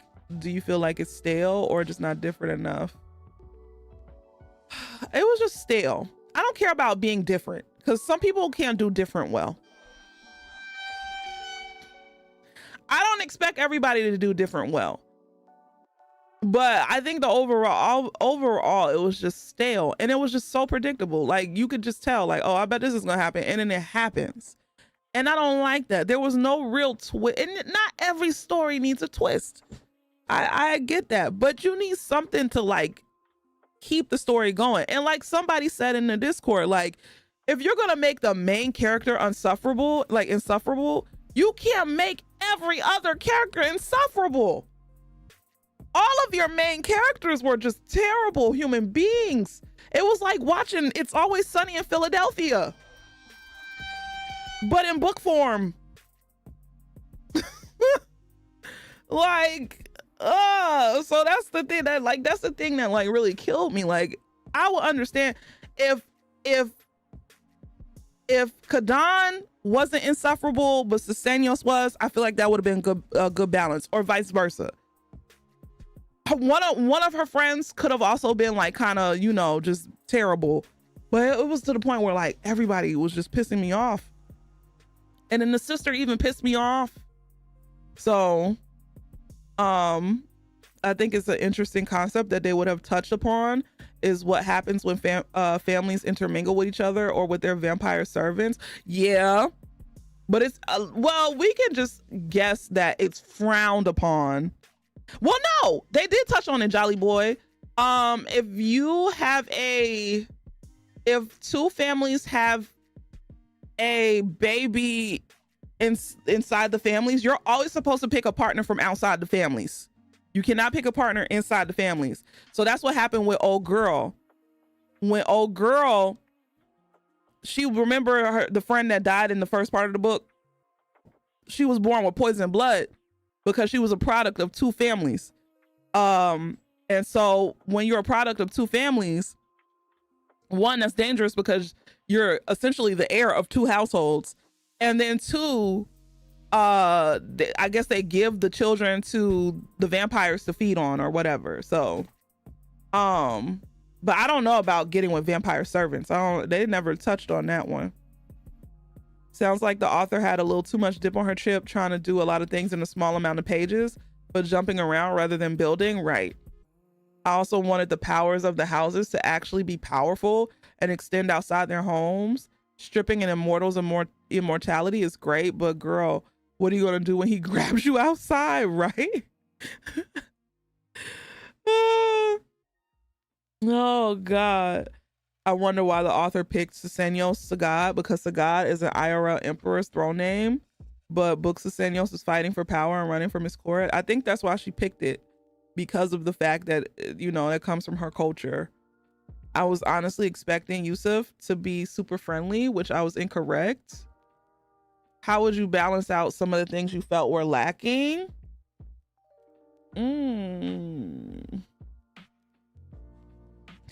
Honestly, I feel like there was no solid foundation in this book to begin with. So it's not even about balancing out. I think this book needed a solid foundation. There was no foundation in this book. None. In order to balance shit out, you gotta have that at least. It was just, I don't know, man. I don't know. It just had no bones. It had no bones. It was all flesh and titties and ass.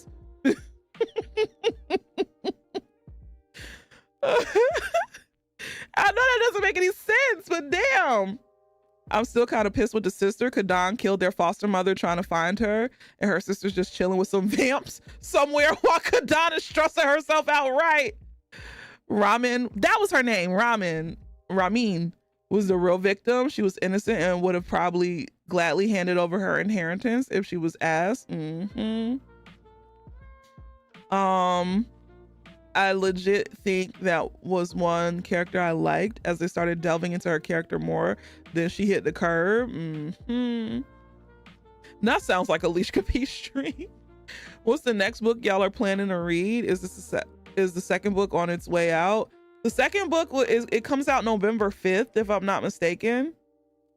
But I'm not reading that shit. Well, I'm going to read it on my own time, but we're not doing this for book club though.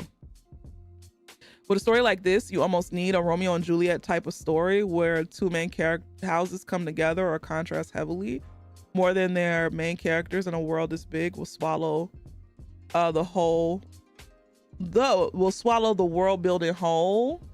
Yeah, true. But there was no, I don't know. I just expected more. I expected more. But this is her first novel, so I'm being critical. But at the same time, it's just like, I'm allowed to be critical. So, but you know, like I said, maybe her second novel, maybe her second novel will be better. So I think what disappointed me was that out of all of the women of the diaspora writing fantasy books inspired by their cultures, this one didn't lean into it very much, and I truly believe that caused the book to suffer. True, like it mentioned it here and there and in passing. I just think this book was meant to appeal to people who love romance, but not in a way that makes you have to think. I feel like the romance was very social, surface level for it to be the overall theme of the book. There was really, the other themes of the book were so minuscule in comparison to that fuck ass enemies to lovers bullshit. I just really like, I could take the terrible enemies to lovers if the world was just, if the world was there. I could take the romance if the world was there. I didn't care about, like, I felt like I didn't care about a lot of the characters. I didn't really care about, like, and the characters that were interesting, we really didn't get that much of. Or maybe that's because she knew there was going to be a second book. But I don't know, man. I've read worse. That's all I got to say. I don't think it could be worse than Twilight, because Twilight's foundation was pure racism. True. We could be critical, but I just wanted to hear more specific reasons as to why. And I think we did that tonight. And I could take a lot of things as long as, and maybe it's me, and maybe that's a personal preference of mine. I'm a big stickler for world building. Tell me why I should care about this setting. Tell me why I should care about these characters. Tell me why I should care about this plot line. Why should I care about their motivations? Like, that is, I feel like for me personally, that is the job of an author for me. Why should I care about this?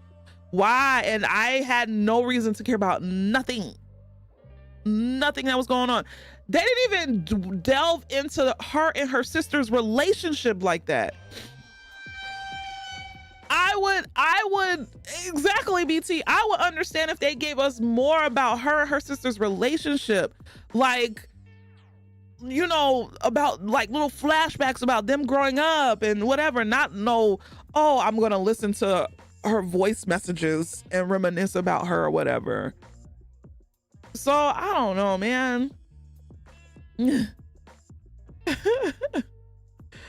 So it's crazy. I need to know why, man. Not pushing back against colonization is heartbreaking. What are you talking about? Sasanios tried to kill Kadan over a room in a house. They barely did that though. All we got was the audio. Right. I'm a big stickler on world building too. I hate when authors are inconsistent with rules they made up. The only one who gets a pass is JoJo. Shut up. Not JoJo. I wanted to throw the sister off a cliff at the end, which after spending a whole book wondering where the fuck she was very jarring. Because at the end it was just like, oh my God, that's the part that fucked me up. Because at the end she was just like, oh yeah, I just want to leave you because I wanted to inherit the house, and because these people came around and told me about my legacy, and I just wanted to leave you. And I knew if I would have stayed, you would have told me not to go, but it was my decision. Like, really? Come on. Good night, Kosi Dam. Oh man. Don't get it twisted. This one was bad, but it wasn't even the worst. Listen. It sounded like Kidon's foster mother was a practitioner of magic. So I feel like Kidon needed some magic or something. I don't know. I would have smacked her ass. Brother, that's the ending? Yeah, oh my God, I'm sorry, Draven. I forgot you didn't read it. But I mean, to be fair, you knew this was book club. You knew spoilers was gonna be. And then had the gall to show up at the house like, hey sis, we roomies now. I'm just like, bro, like, come on, man. Did Kadan turn into Wonder Woman at the end? I don't know. We'll see the next book. Did any of the characters feel like they had a good story arc, motivation, and payoff? No! I had to think about it. None of them had a good story arc. None of them had there was no payoff. There was no good story arc. There was nothing. I legit thought, I was like, wait a minute.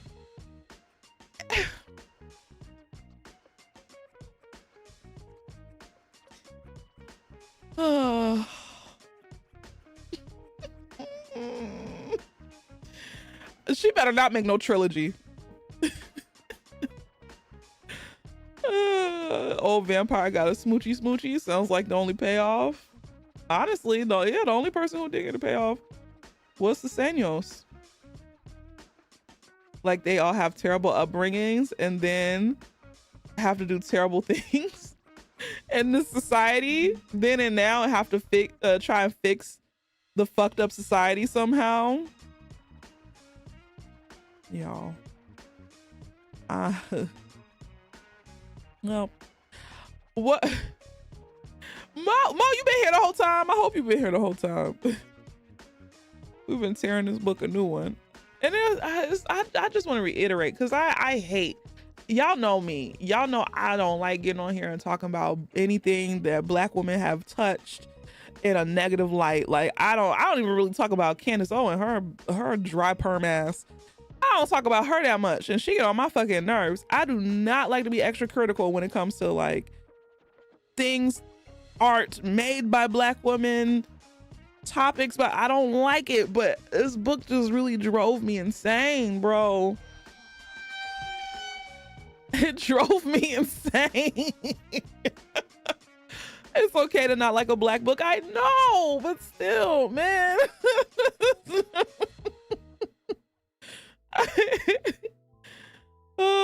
I hated My Sister the Serial Killer. Well, oh, thank God. I was gonna read that too.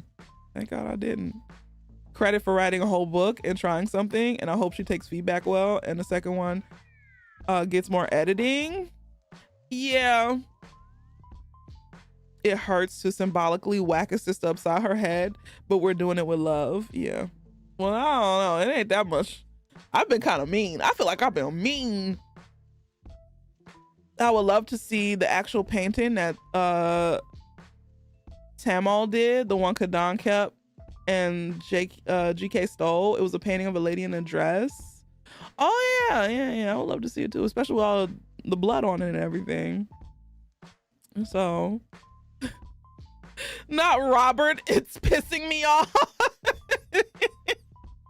Oh, not Marcus. I don't like this rock. I'm putting my name in for you can't. I said 2. You can't put your name in for two book clubs. So you got one more. Then you can put your name in. You haven't been me. I feel like I have. I mean, we could always insult books by white authors to balance it out. I mean, yeah, Twilight sucked. Apparently, I didn't read it, but I know enough to know that it sucked. So 50 Shades of Grey, trash. Trash. Let me see.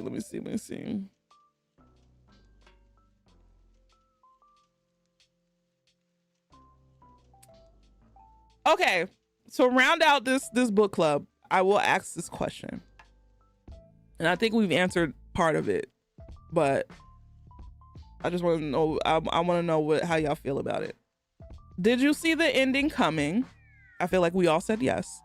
What questions were you left with, and what do you hope to see in the sequel? I hope to see more of Susanyo's past. I really, really, really want more of what the fuck happened with him and his family, his family that he abandoned. And I really want to learn more about the vampires and the humans who are attached to the vampires outside of Uxley and what the hell what they've been going through. So, I did not see the ending. You had more fun reading the short stories, The Last Wish from the Witcher series. It delved into a bunch of dark themes as self-contained stories with fun characters. I have more hope for June. I did too. If you watch Twilight as a comedy, it works. Fair. Why did Susanyo's the parents give Susanyo's the house? Because I think they touched on it a little bit in the first book, because they knew that they sent their 2 girls away, and they knew that they were about to die, and they didn't want their girls to be a part of the bullshit, so they had to leave it to somebody. And apparently Susanyo was always around, like during the digs and stuff like that. So like he knew about a lot of the history, and plus he was the last vampire left. So yeah, that's why. But I would like to know more about the parents. I don't know. And that's another thing. Oh God, I said I want to round this out. That's another thing. The timeline in this book is kind of fucked, because Susanyo was found by the parents, but it looked like when was Susanyo found by the parents? Like, how long has he really been around them? And they make it seem like he's been around for so many of their digs, when in all actuality, he literally just came into the house. And it made it seem like he was there since the beginning or whatever. I don't know, man. It's almost like the author intended on Susanyo being a vampire that's been in the family for generations, but then probably cut it once she realized like it's kind of weird. If you've seen the grandma's babies grow up, and now you're romancing one of them.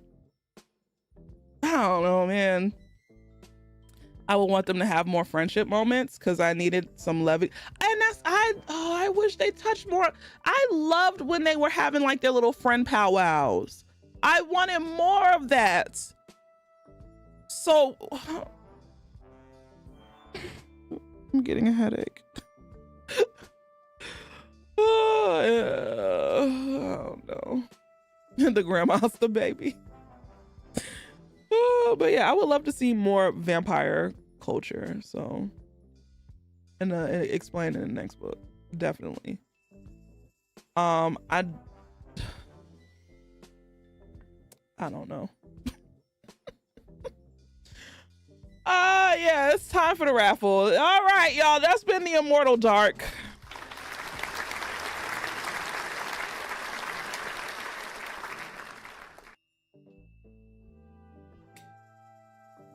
I'm gonna let y'all know this right now.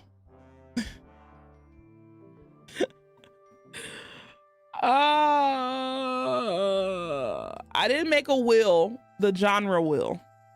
So you got free reign. I'll make the genre real for the next time.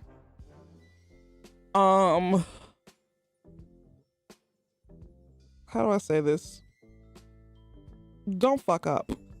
Don't fuck it up. That's all I ask.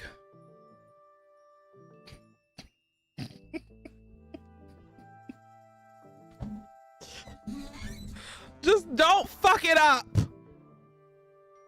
God damn. And Trent, no book recommendations from you. Right. You don't have to pick you could pick a new writer. There's nothing wrong with picking a new writer who just so happens to be strong. There's nothing wrong. First of all, there's nothing wrong with young adult. Y'all done told me there's nothing wrong with young adult. Maybe I'm just too old for fucking young adult. Maybe it's me, grandpa. Maybe I'm a grandma. I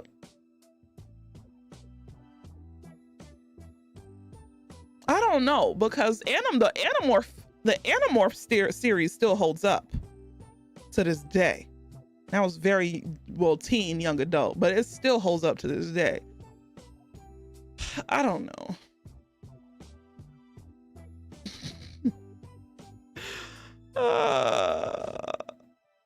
Yeah, please, yeah, have two books prepared, please. I think you just hate youth because you can't suck it out of folks anymore and preserve yourself. I don't care about being young. My 20s is nothing compared to my 30s. The only difference is that I have a sounder mind. I ain't worried about these men's. Oh God. And I just remember just having like random anxiety when I was younger. I don't get that shit no more. I don't give a fuck. And this not giving a fuck feeling, they say it gets better the older and older and older you get. So I do not care about no youth. I'm waiting for age 82. Okay, please. The raffle didn't start yet, y'all. Raffle didn't start. Hold on, I'm gonna let y'all know when. If you're on YouTube, make sure if you want to be a part of the raffle, you gotta have to come over on Twitch. And this is Lopunny, thank you for the recommendation. You don't, not every book is gonna hit. It is what it is. But yeah, y'all, just try not to get books that are in the teen section of the library. That's all I ask. That's it. That's my last ask. It's my last one. I give up. Your obsession with 82 must be studied. What do you mean? How do I do this shit? Is it giveaway? Yeah, that's what it is. All right. I am Morning Glory Milking Farm. I am not reading that. What the fuck? I'm not reading that book. I am not reading that book. I am not reading that book. Y'all ain't gonna have no book club. Oh, more. You can use unlimited points. Well, I don't know. Hold on. I'm gonna let y'all know how it goes. And yes, if there's romance in the book, please let the characters be over the age of 21. I am not trying to read about two teenagers doing a do. That's not the vibe. It's not the jam. Okay, are y'all ready? These are the rules. I'm gonna repeat them twice because I know somebody's gonna ask. There will be a third time, but after the third time, if you get it, you get it. You don't, you don't. When I say, hey y'all, it's time, you're gonna put exclamation point join space and then the number of tickets that you want to use. Each ticket costs 10 points. You can only get up to 1,000 tickets. I'm gonna repeat it. You have to put in exclamation point join space and the number of tickets that you want to use. Each ticket costs 10 points. You can only get a max of 1,000 tickets. Do I have to repeat it?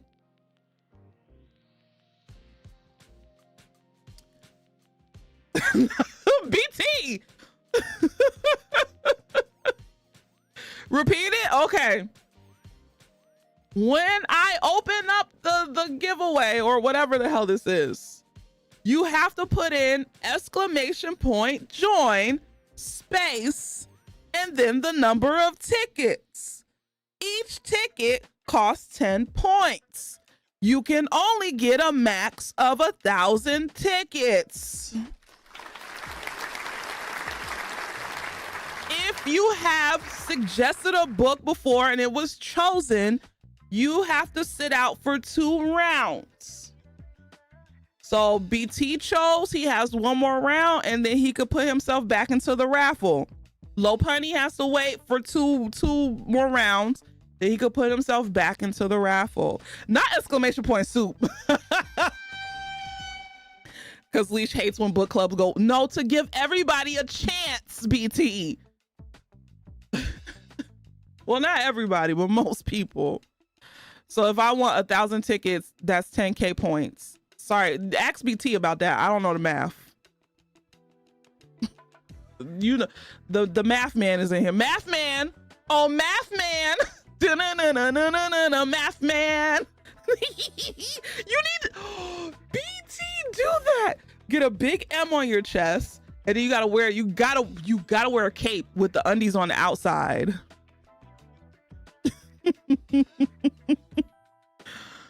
Oh my God. All right, I'm about to open it up.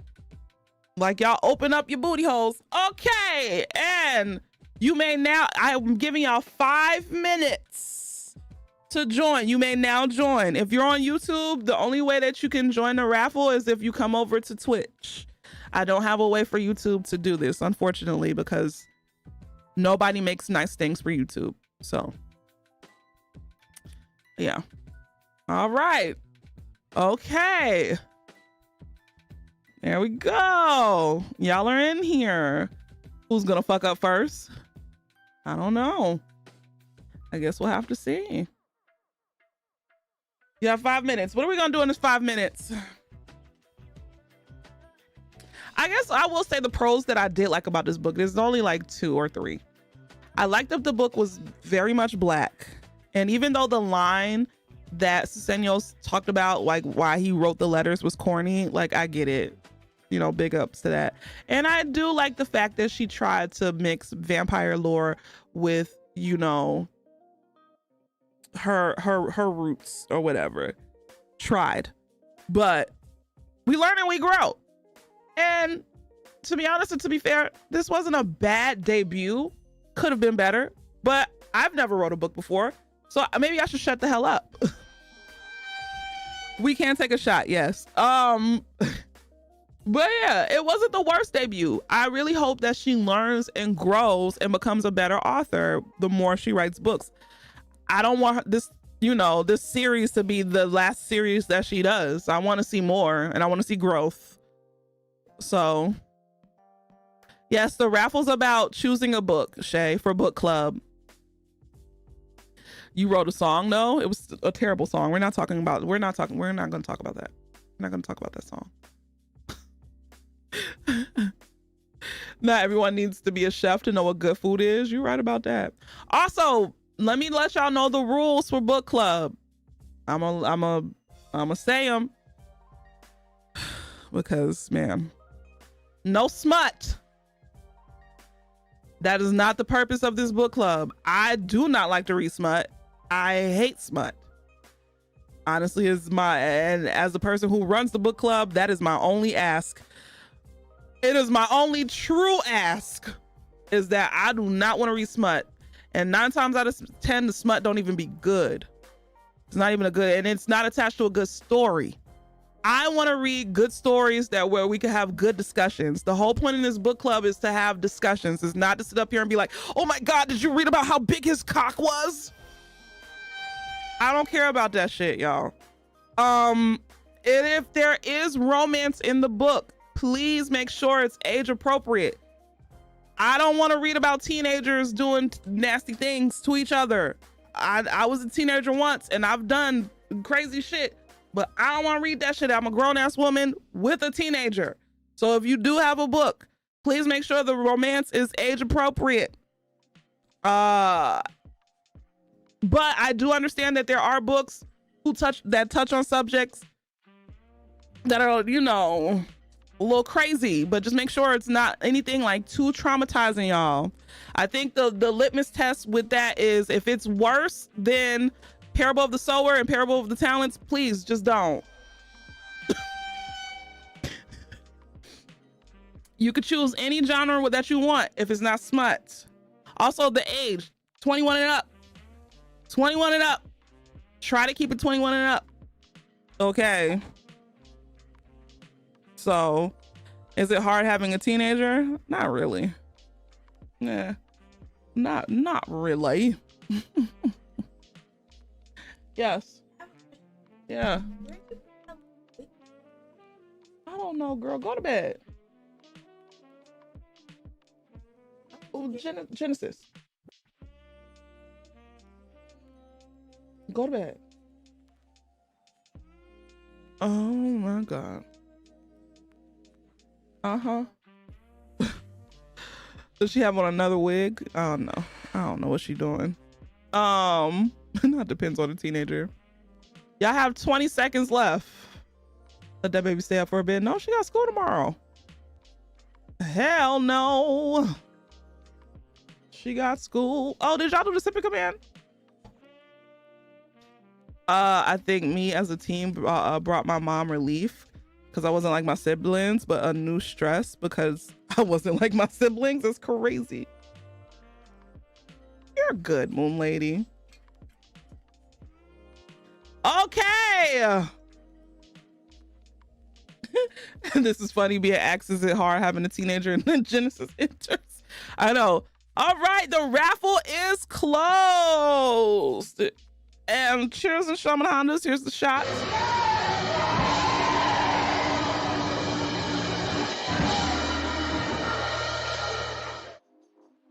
Okay. Was that my only rules? No smut. Let's keep it the romance is age appropriate. I understand that there are some books that touch on trauma. That's cool. Let's just try not to get them. There's Parable of the Sower and the Parable of the Talents. Just let's try not to get above that. Sometimes it get a little freaky, and some people don't want to read that. You know. What else? Overall, reading wise, make sure that the book is made for people 21 and up. I don't want to be reading a book that's in a teen section in the library. We got to remember the whole point of this book club is for us to have discussions and to talk about it and try to relate it back to the world, or just try to like dissect the book in general. I want to take this very seriously. I feel like these discussions are good. And we learn things, you know, and we're practicing literacy, literally. We're becoming more literate the more we read books and discuss them and dissect them. So just to let y'all know. All right, I'll actually wait until the ad is over before I pick, because it just started. So you got 2 minutes. Where do y'all discuss where do y'all discuss the books, or how do you choose? By the raffle that we just did? Not sing the thong song. Literacy isn't just reading words, it's critical thinking and discussion. Now there goes the ghost peen again. Nobody won yet, Maya. We waiting for the ad to finish, and then I'll press the button to see who wins. I can't. I'm nervous. I technically could join the raffle, but I'm like, no, I'm not gonna. So not the attention span of an ant. Oh, what was I about to say? Oh!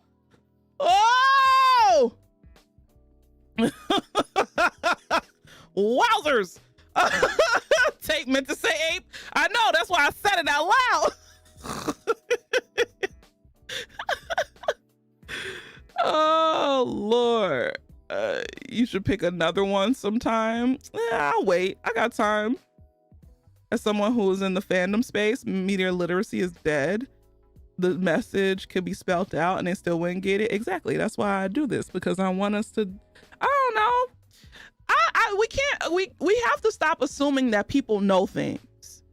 A lot of things people be like, well, you should have known, you should have learned. But do y'all forget where we are? We're in the United States of America. And I think we as a people have to, like, even if you feel like you know something, it's still good to go and like look it up, you know? Like I knew, like, okay, I knew what APAC was or whatever, like I understood it, but I'm like, let me look it up to understand it better, right? As to like, I knew why it was bad, right? I know why APAC is bad, but I wanted to like get a deeper meaning as to why APAC is bad and like what the fuck is going on. And so I literally looked up APAC and like what they do, and you know, and form my own opinion and be like, oh, okay, I get it. I feel like a lot of the times we know things, but we don't know things. It's always okay to like look it up and find it out. We can't keep assuming that people just know things. So America schools left people behind. Exactly. That's the key to not getting frustrated. Don't assume people know shit. Exactly. It's in our country on a 6th grade reading level. Y'all, that's not a big diss, y'all. I want to let y'all know, saying that the country reads on a 6th grade level is not a bad thing. It could be better. It just means that, hey, majority of the country can read and majority of the country can understand what they're reading. It's just majority of the country don't dissect down what they're reading and think about the overall themes and have media literacy and understand the overall themes of everything. It doesn't mean that they're illiterate to the point where they can't read and can't understand what they're reading. It's to the point where they can't come up with their own conclusions and you know, really dissect the word. That's literally it, y'all. Or they can't read like humongous words or something like big words, humongous words. So that's it, y'all. It doesn't mean like 6th grade, oh, they can't read. Like, no, they could read. It's just they're not reading on a level of I don't want to say as a scholar, but whatever. Leash, APAC, that's for Tupac. I'm gonna time your ass out.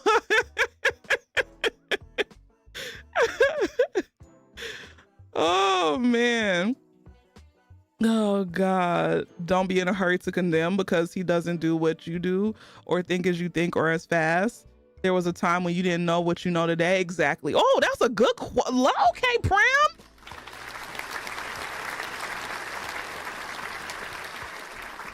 Our issue is that our literacy rates are low because we aren't great at critical thinking, and that matters more than reading difficult words. Yep. So also, kids aren't learning phonics for real. Well, as a person who used to say behemoth for a long time in her head and finally had the courage to say it out loud, even though I didn't know, I ain't know. I knew what it meant. I just didn't know how to pronounce it. I can't say shit. I knew what it meant. I just never heard the word out loud.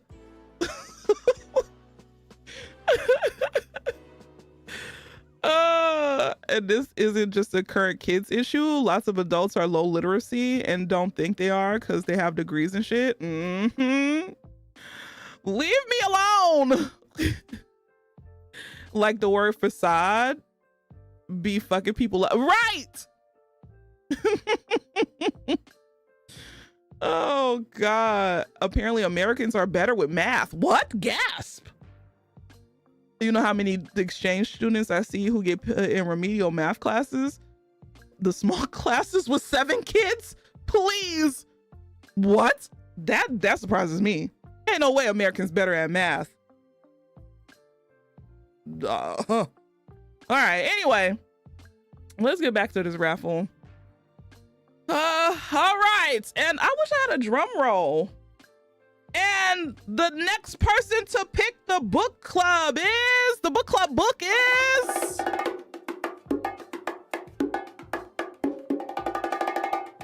All right, it is Cosmo.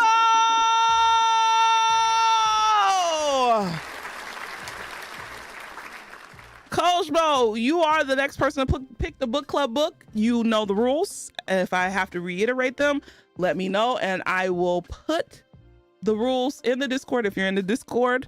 If you need me to repeat them now, I'll repeat them now. But yeah, make sure we read something it doesn't necessarily have to be anything like, you know, just something we could get a good discussion out of. Okay, we just need a good discussion. I need to actually be like, yeah, I can't wait to go into this book club. Ooh, it could be any genre except smut. And if you want to do romance, or if their book has a lot of romance, just make sure it's, you know, y'all know how I feel. You can also do nonfiction. I wouldn't mind reading a good little nonfiction book, but that might be a little bit too much like school for some people. So I would tread lightly on that one, because I actually want people to participate. And if I make y'all read nonfiction, then y'all gonna be like, oh, and a lot of y'all are in school, so I get it. Oh man. But yeah, good shit. Another book club down. Y'all, we have had 4 book clubs this year. 4 fucking book clubs. And I think the next time we'll do a book club is in December. So that means, yeah, December. Yeah, because I mean, so that means if we get it done by December, we'll have 5 book clubs this year. BT, I'm gonna time your ass out. We're gonna try to do the book club meeting in December. I feel like that'd be just to get 5 down. We need to get 5 down. So yeah. Look at us.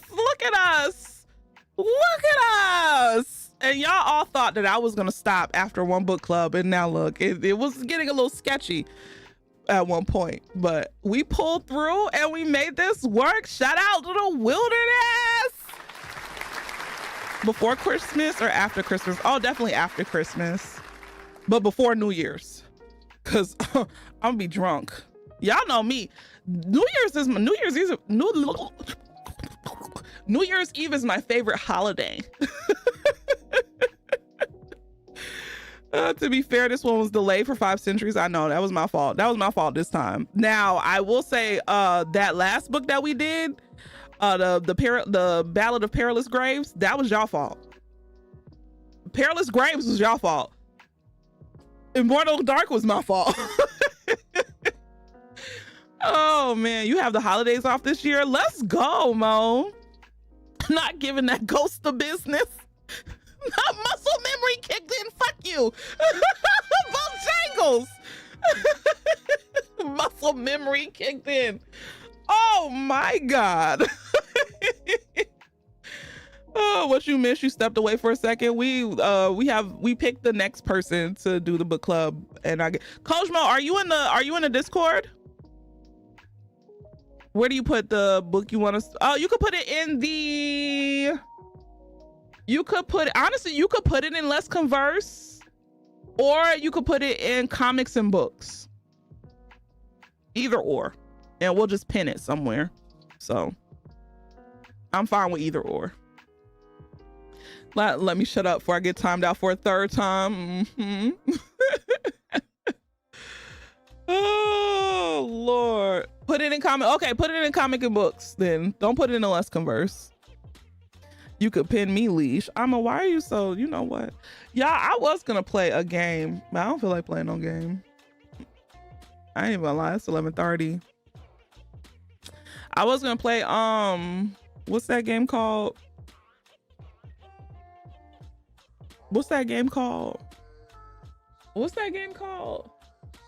By Sweet Carol, so you can yap only stream.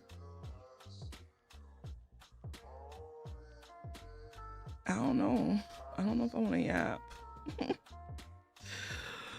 Oh, You feel like giving up? Does that count? No, hell no. You can't give up. If anything, I could play Goodnight Sweet Carol on Tuesday.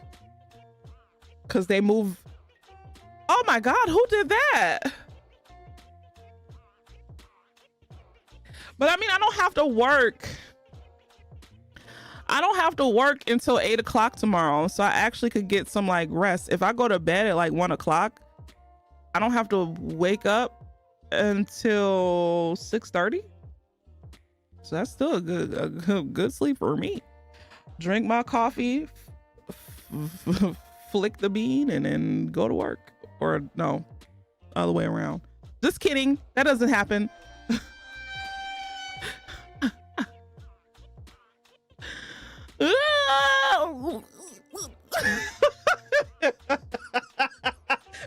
BT.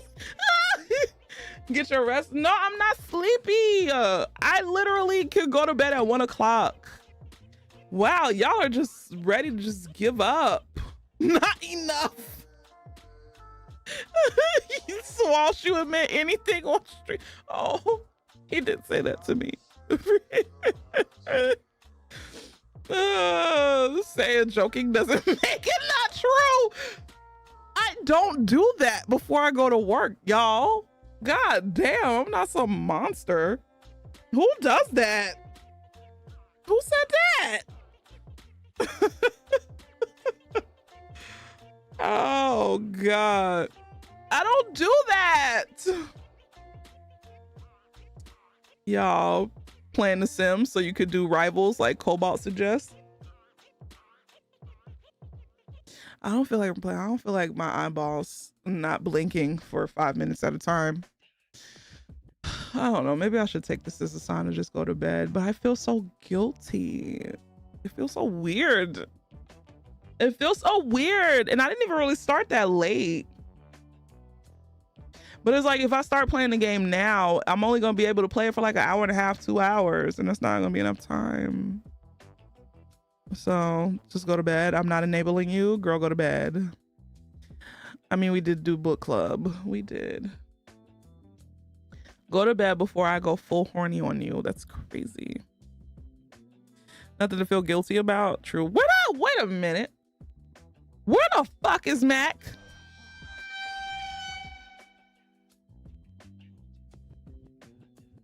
I just realized who I was.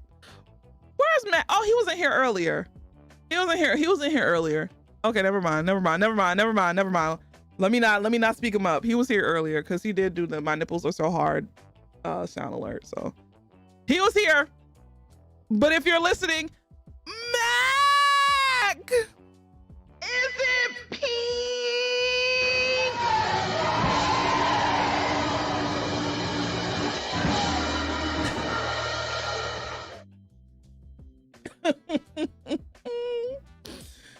Oh boy, probably watching a retro streamer we both follow. Probably. I was like, where the fuck is Mac? But he was here. I forgot. He put that his nipples was hard earlier. His nipples are always hard, apparently.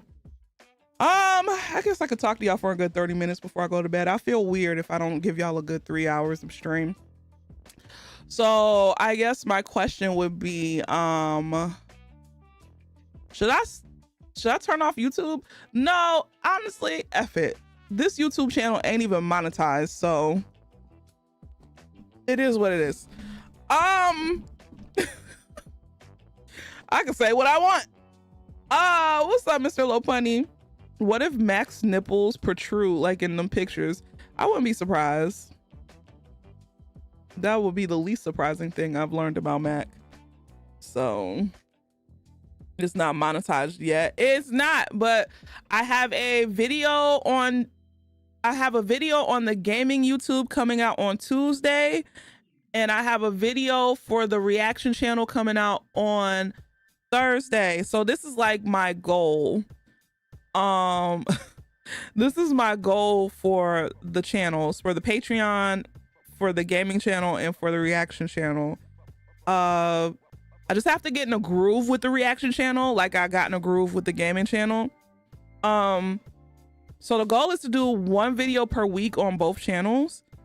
and to upload twice a week on the Patreon.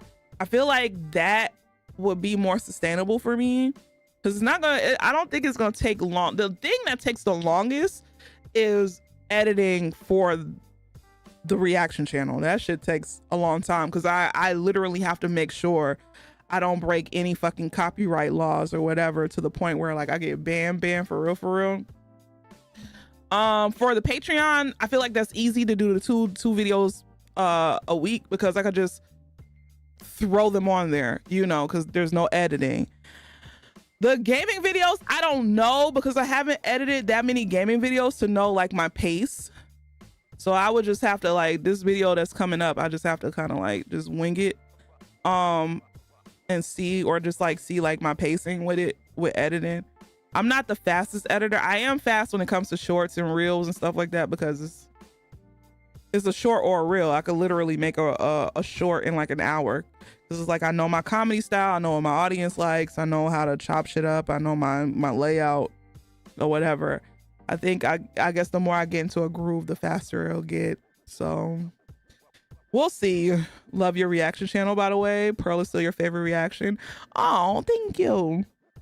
Yeah, this week y'all should be getting the Pooh Bear one, and then next week y'all should be getting Smile, and then the week after that on the reaction channel y'all should be getting Mickey 17, because I haven't put that on the reaction channel yet. And while that's going on, I'm still gonna be like recording content in the meantime. So yeah, I want to make it kind of like fun, like outside of me watching bad movies. I don't know, like I kind of want to add like an element to it when I'm watching like normal movies, because I'm not watching bad movies all the time, because I'm like, I love my mental health,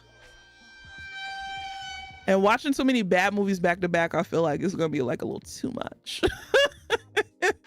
So yeah, I feel like the bad movies is going to be a segment. I already have a name for the segment or whatever, and just me watching like regular movies that aren't bad are just going to be like, it's unleashed and unfiltered. So thank you, Mo. I'm proud of you too, Mo. Y'all should go hype the vibes on YouTube. Y'all should, honestly, really, truly, because I'm looking at my numbers for this month of on YouTube, and it's just like, okay, the YouTubians were doing so good last month. What the fuck is going on? My views are in it. I know why my views are in the trash, because I had to play Dustborn. And now that I've played Dustborn, I'm like, damn, I just dedicated 17 hours to this game, and I couldn't dedicate those same 17 hours to freaking what's that game I was playing with the French people? Now it's making me feel some type of way, because if I had to dedicate that many times and ruin my views for a game, it should have been the game with the French people. Because I'm like, yeah, I can't play this game because my numbers or whatever. Fuck that. I think it's time to finish the game with the French people. How has the YouTube not been monetized? What, my reaction channel on YouTube? Oh, that's not monetized because I don't really be, I need 500 followers, and I'm at 490 something, and I need like a certain amount of watch hours. So I don't usually talk on here, but I watch you on YouTube, and your lives don't pop up for you. YouTube is not really live focused, which I hate. And I think the only time my live will pop up is if it's like a shorter live. So that's why I'm trying to get back into the habit to making like weekly videos, because videos will pop up more so often than a live will. So it shows up in your subscriptions. Yeah, that's why you got to turn on them notifications. You got to $4.99. You need literally, wait, I'm at $4.99. You're lying. You stop where it starts to get even better as well, like right at it. Oh, Expedition 33. I know. I think it's time for me to just be like, fuck it. So I'm at $4.99. Y'all been subscribed. I can't see because it's my thingy thing is not linked to this YouTube channel, so I'm not seeing who's all subscribing to me, but thank y'all so much for all of the subscribes over on the YouTube. I appreciate y'all. Clear Obscure is so long. I'm at $4.99. What the fuck? Stop. Not somebody subscribe so I can unsub. I hate you. You went on subscriptions and the live. Oh, Nelly Nell. This live is on my reaction YouTube channel. Hold on. Do I still have it? Yeah, it's on this one. I have 2 YouTube channels because YouTube doesn't like. I'm at 501. Let's go. Yeah, I'm on the reaction YouTube channel. So I have. Thank you, y'all. I have 2 YouTube channels because YouTube doesn't like when you mix your content. Unfortunately, I really wish that I could just have one YouTube channel and just do all my shit on it. But that's not the way YouTube works when it comes to like algorithm shit or whatever. So I ripped off the Band-Aid and I just made another channel and started from scratch, which is really humbling, I might add. But yeah, I do have 2 YouTube channels. I keep the book reviews and stuff on the reaction channel because it has nothing to do with gaming. And since it's technically me doing a book review, it's technically a reaction. So I just keep it on here. So Expedition 33 has a lot of room for discussion, like so many things to talk about. That is true. I think I need to do Expedition 33 again. I just have to, I don't know. I haven't picked up that game in so long. And that's how things get done here. We beg for it. Tell me about it. Oh, tell me about it. I put it in the chat, Nelly Nell. Hold on. I'm putting it back. I'm putting it back in the chat. There you go. That should be it. What are the watch hours so we could get you there? I don't know. What the fuck? I want to say, hold on, I could just Google it.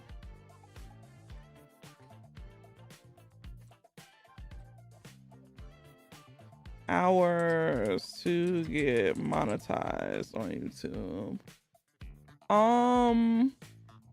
4,000 watch hours in the past year. Wait, hold on. Hold on. To get my, wait. I might be wrong. To get monetized on YouTube, you need 1,000 subscribers, 4,000 watch hours in the past 365 days, or 1,000 subscribers and 10 million short views. There's also an earlier monetization path that requires fewer watch hours and subscribers to access features like fan funding and merchandise sales, which includes 5,000 subscribers and 3,000 watch hours. So I still need 1,000. That's fine. That's cool. I thought it was 500. I thought they brought it down to 500, but for ad revenue it's still 1,000. For like memberships and shit, it's 500. Sneaky. That's fine. We'll get there, but 500 is still good.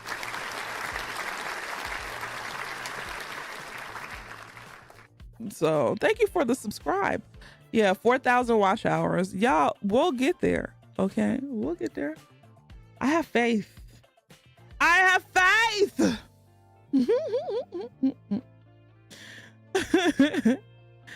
If you have any YouTube alternative accounts, make sure to follow with those too. Goddamn, Trend.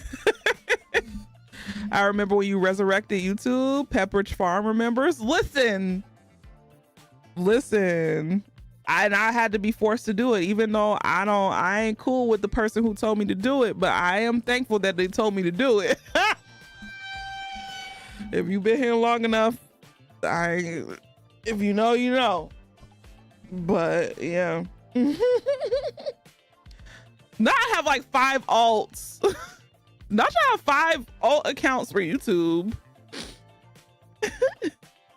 That's crazy. What do y'all need 5 alt accounts? I get it, because you do want to kind of separate your content, so I get it. A broken clock is right twice a day, 2 times a day, right? We are thankful. You want to know, sometimes people in your life, even if you're not cool with them no more, or if you absolutely hate them, like I hate my ex-husband, sometimes they point you in the path. Honestly, if it wasn't for my ex-husband, and I hate to say this out loud, if it wasn't for my ex-husband, I wouldn't be doing this. And I hate that I'm saying this, but it's the honest to God truth. He's the one who like literally introduced me to like, because he was making a YouTube channel. And he knew I get, like, I've always gamed. Like that's been the most consistent thing in my life, is that I've been a gamer. And he was like, you know, you play the game. You know, there's people who watch people play video games online. And I'm like, you lying, because he lied about everything. And he was like, no, look it up. So I looked it up, and then I was like, damn. And so unfortunately, one of the few people that I used to watch was a white man. That's all I'm gonna say. And then I stopped after I found out that he was racist. Which one? Pick which one. You might know, you might not know. And I think another person that I found was, no, it wasn't Ninja. I wasn't the first people that I used to watch on, like, with gaming was on YouTube, and Ninja was not on YouTube. So yeah, y'all are right. There's people in the, yep, y'all right. I'm not gonna say his name out loud, but yeah. And so I found him because he was like the top gamer at the time. And so I was like, man, I need some black people. And I literally found like Corey Kenshin, I found Poised, I found Christine. Christine was literally the first black woman YouTuber that I found. And then like I got immersed into it, and I was like watching people and taking notes, and like I'm really like, I'm a student when I'm trying to learn something to do it. Like I'm very like, you know, like what is it that works for them, whatever, blah blah blah. I'm watching and trying to learn shit. And then that's when I started to make my own videos. But then I was like, I was tired of like posting videos and like nothing would happen. And so that's when I learned about Twitch. And then like I found like Mira, I found story mode. I found story mode on YouTube first, and then I found her on Twitch again. I found story mode. I found like a whole bunch of course, black women. I looked up black girl gamers. That was literally the first thing that I did when I decided, hey, this is what I wanted to do. Found black. I literally typed in like black girl gamers and they popped up. And I was like, okay, cool. So yeah. Now we got to bring back the Sims Beyonce vids. That was your first Twitch. Black girl gamers? BT, one of your ex-girlfriends black? It's okay if you have the pog now, because we love the pog. Something gives. You dated a black woman.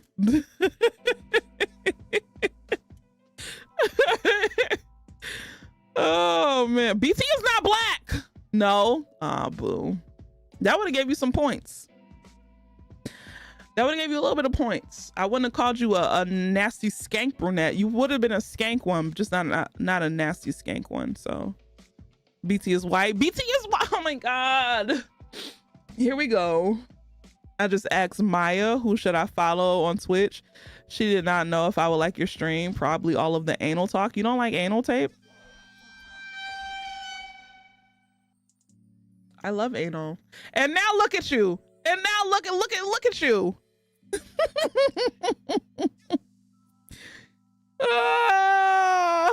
You know what? Don't answer that. That's none of my business. I don't even know why I would ask you that. Anyway, cheers! Why am I taking a shot? No, I wasn't going to answer that. I'm taking the, because you're a freak. Wow. Anal's not that bad.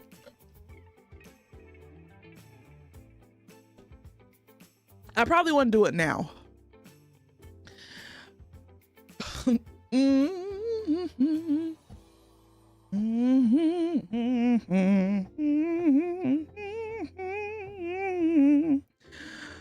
Anyway,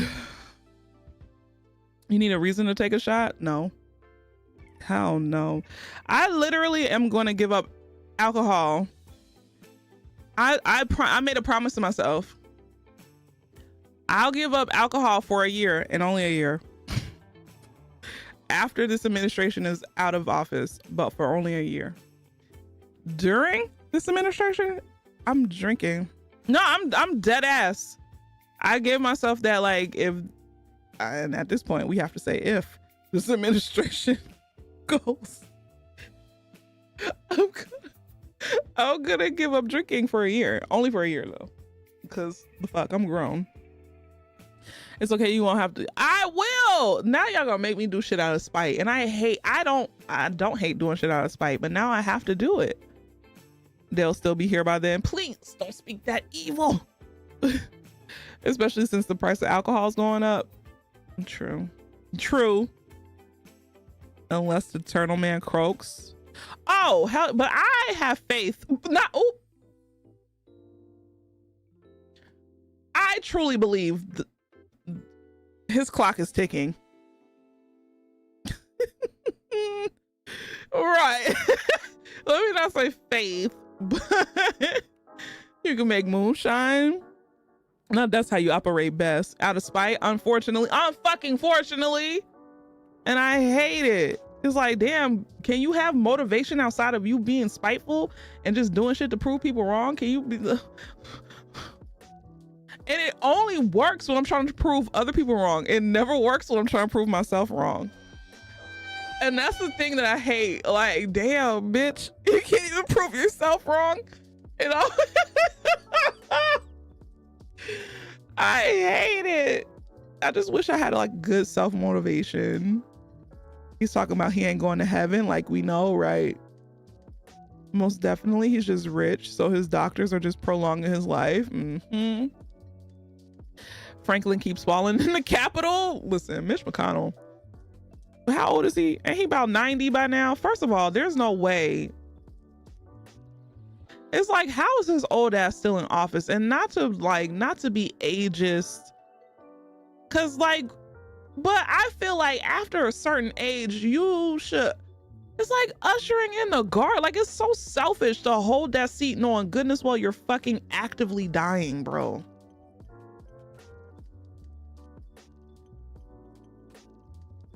You're actively dying. And you're still holding on to a position that could be used for a greater good. Or to a position that could be passed on to somebody else that, unfortunately, hopefully, somebody else. He ain't a boomer. He's from the silent generation. Right. I think they're weekend at Bernieing him. Give him a shit or get off the toilet. Right. Like, I don't believe, first of all, everybody's like, well, it's ageism to be like, oh, they're too old. Well, it's ageism to say that a president can't run for presidency until he's 35. Ageism works both ways. It works both ways. If we have an age limit to be a president, that means we could have age limits to get people out of here. Listen, I had to do this. Not ghost peen. I have to find a sound for it now. I do. Not both ways, tee. Shut up.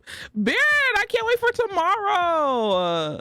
I know Mac can wait because he hates playing games with me, but I can't wait to play whatchamacallit tomorrow. You could be too young, but you could be rotting in the Oval Office, but that's okay, right? And an upper limit makes damn sense. 80-year-olds have a place, but it's not in the White House, and it's not in our Congress. It's not in the Senate. It's not in the House. It's not in any place in politics. I'm sorry. You've served your fucking time. Sit down and be an elder. What the fuck?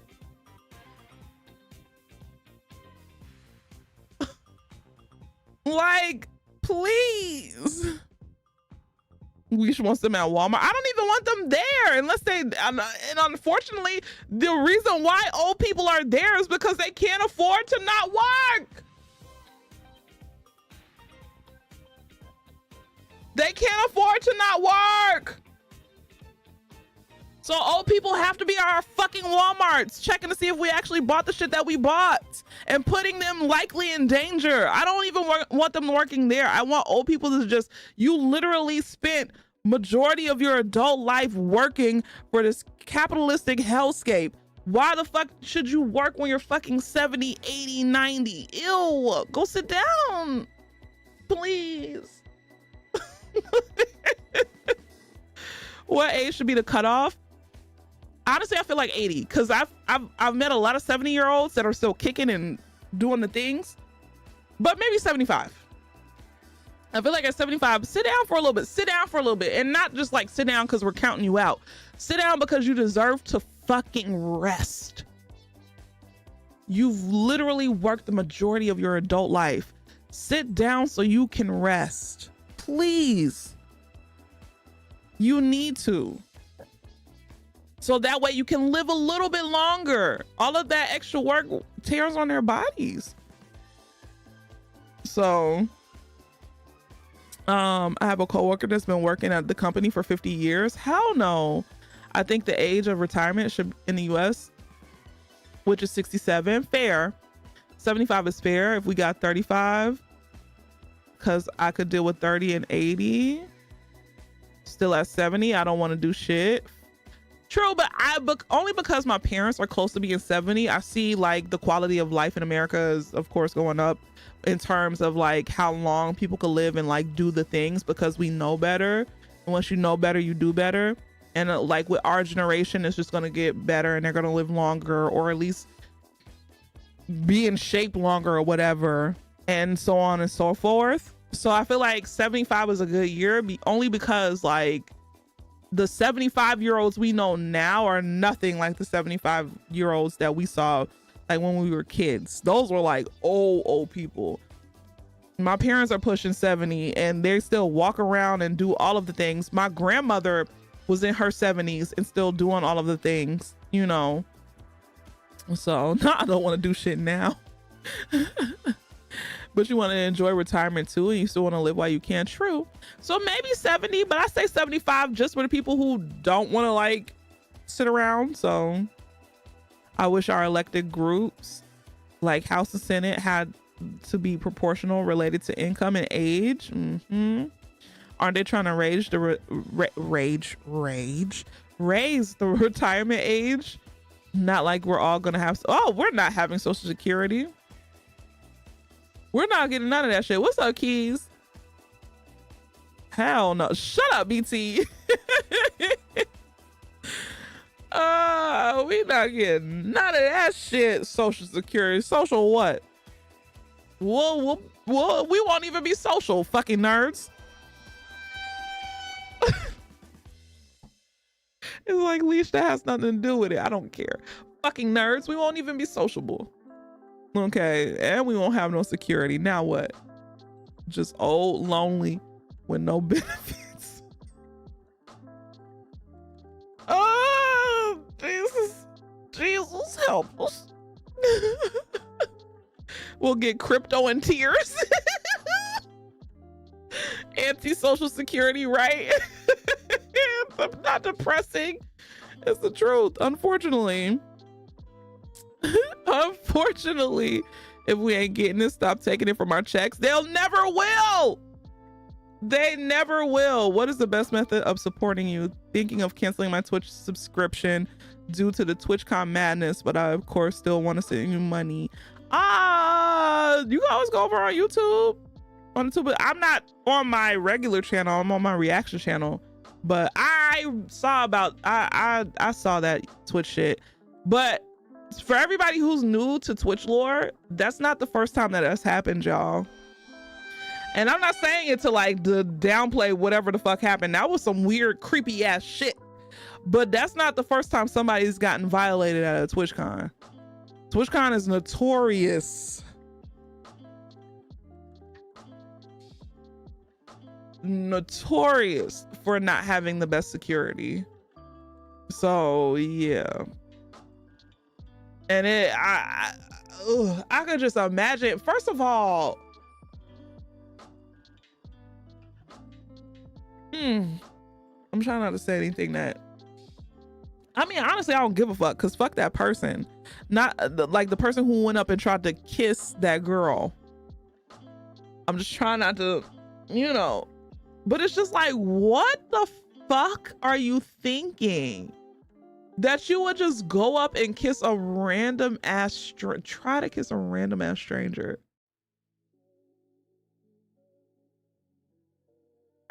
I'm sorry. I can't. They literally said they banned the guy for 30 days.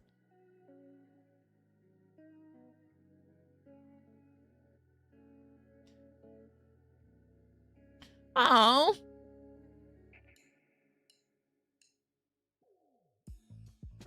Oh, Scarlett, thank you for the 12. Oh, for the year. I appreciate it. Thank you for the year of love and support. Thank you, Scarlett. Thank you. Only 30 days? That's crazy. That happened to your coworker in broad daylight. The guy just up and kissed her in the parking lot. Hell no. I mean, these cons are literally dangerous. Look at what happened to Christina Grimmie, or is it Grimmie? And I think it was 30 days off Twitch. I don't even know if they banned him from the events. That's crazy. And that happened to a bigger streamer. How many small creators are just getting harassed and nothing happened? What in the entire fuck, bro?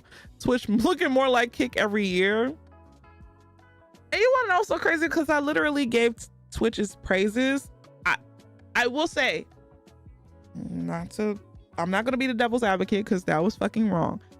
But I will say, online, when the new CEO took over, like in terms of like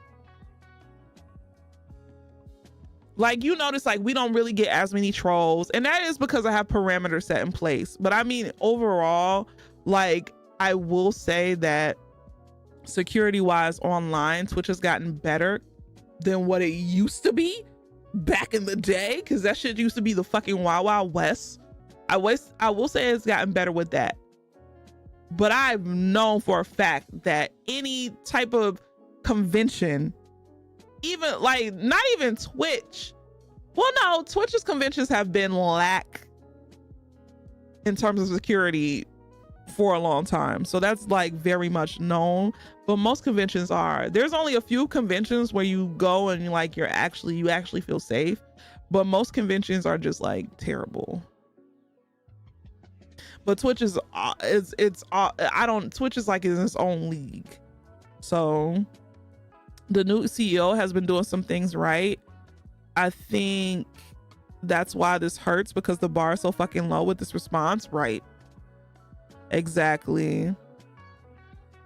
So I don't know, man.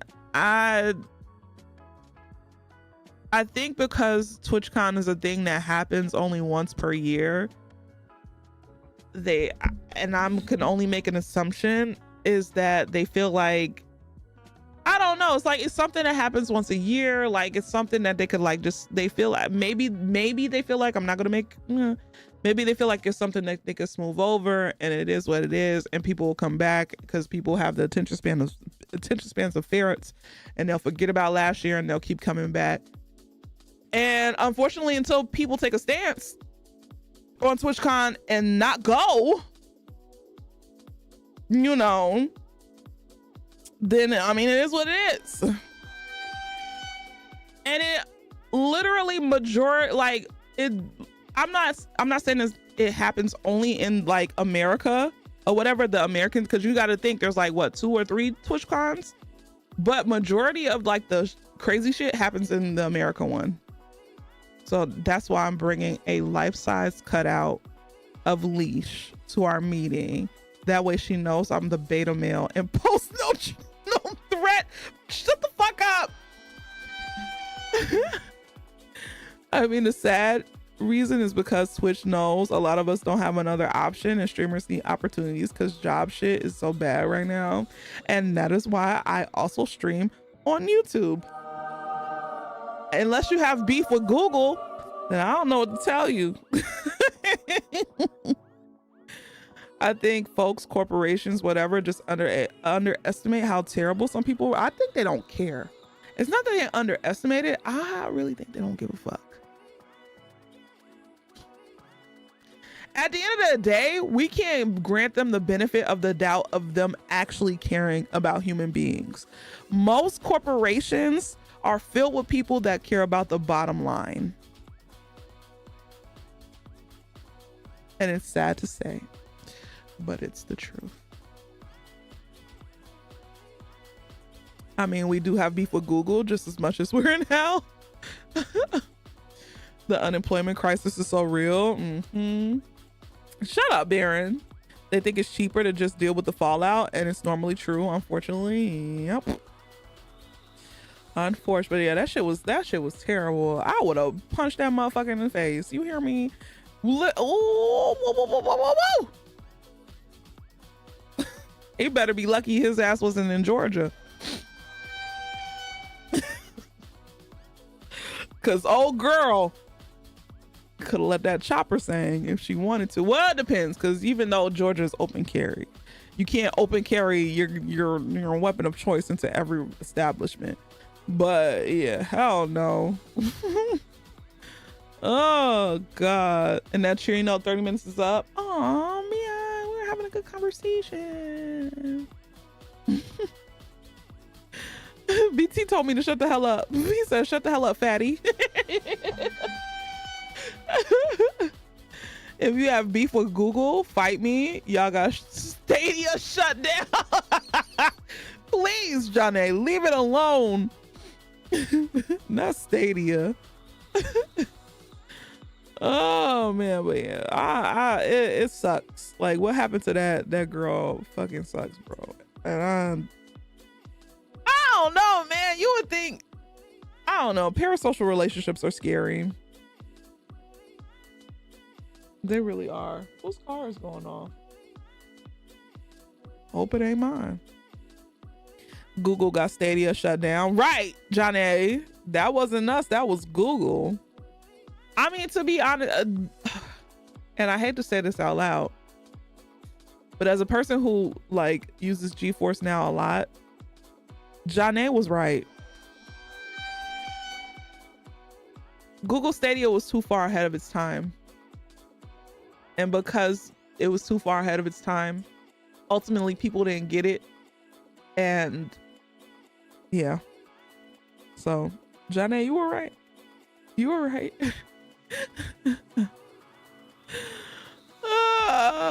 It's also literally easy to go, oh, that man who committed assault, yeah, we banned him, but not for long. They need to ban him for life. The fuck. And so allegedly, I don't know if it's true, but allegedly, like, he was somebody in her community that gifted like a whole bunch of subs, and he was like her top gifter. That don't mean motherfucking shit. I'm just using this as an example. I'm not even gonna use it as an example because yuck. But I don't care if you gift 1,000 subs.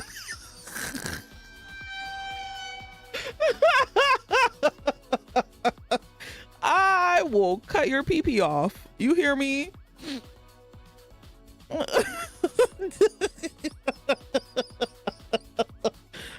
don't mean BT.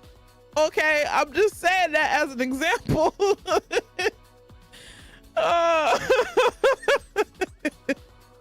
That doesn't make him entitled to anything, right? We already know Leash is pushing her top donor in the locker and is. I wonder who would gift 1,000 subs. Oh man, it's the other way around in this community. Leash would fight BT in broad daylight. Damn sure would. Right, this is not sex work. We're not trading goods. And even if it is, sex work still has like a line of consent. That wasn't even like consensual. in any way, shape, or form. I don't even think a sex worker would allow that shit. Like, hell no, they wouldn't allow that shit. Hell no, bro. Like, nah. That man needs to be in jail. Okay. So also, if Twitch is gonna be like this, I think streamers should be allowed to stab people on stream. I'm just kidding. Just kidding. That was a joke. That was a joke. That was a joke. That was a joke. So that way these motherfuckers learn their lesson in the game. In the game. No shit. We need to stop thinking paying people for their time entitles the payee to do whatever they want. Right. I give subs because I believe in Leash. I talk shit because I pray on her downfall. Shut up.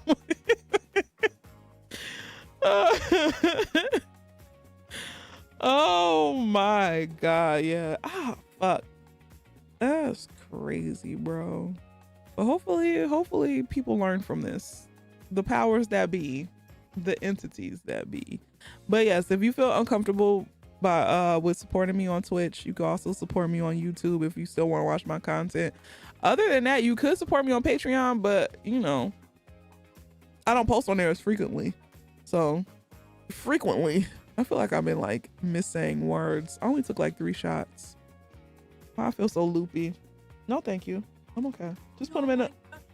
Just put them in the girl. It's 12 o'clock. Go put them in the thing. So, if I'm ever at a TwitchCon and something like that happens, people better look away. If they see my cane lift off the ground, cause no witness means no case. Please. I cannot not support her like a bra. Please. Cause this bra is heavy with these tits. I thought Jen went to bed. No, she didn't. She follows her own rules. All right, y'all. And that's it. That's my time. I'm sleepy now. Not hanging low. Shut up. That's my time. I will see y'all tomorrow. We're playing that game. Y'all know what game. So it's gonna be the balds. It's ball time. Ball time. Ball. Not that's a lot of support. Ball time. Ball time. My name's Leash Capiche and I'm balding. All my friends are too. If you keep looking at us and we're gonna bald you. Ball time. Ball time. Ball time. Oh no, we're gonna shave you. I like that better. My name's Leash Capiche and wait, no, hold on. My name's Leash Capiche and I'm balding. All my friends are too. If you keep looking at us and we're gonna shave you. Ball time. Ball time. Ball time. Ball time. We're bald. Cheer.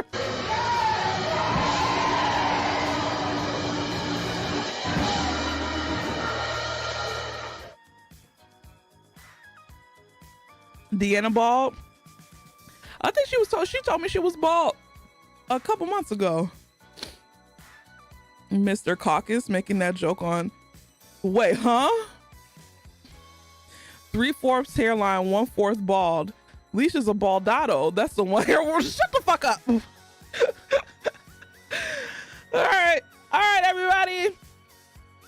Y'all take it easy. Be good to yourselves. Take care of yourselves. Be kind to yourselves. I will see you all tomorrow playing games with my bald friends.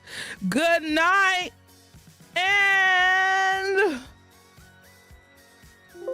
goodbye. Capiche, capiche. Tequila lover, astrology nerd. Demon time sipping on some sizzle. Swallowed, beat the ground up, was in the bag, and don't forget the. Leash capiche, cult leader. Rain boots and a thong, boosie, boosie, boosie, all day long. Piss break, happy box, shake your fucking ass.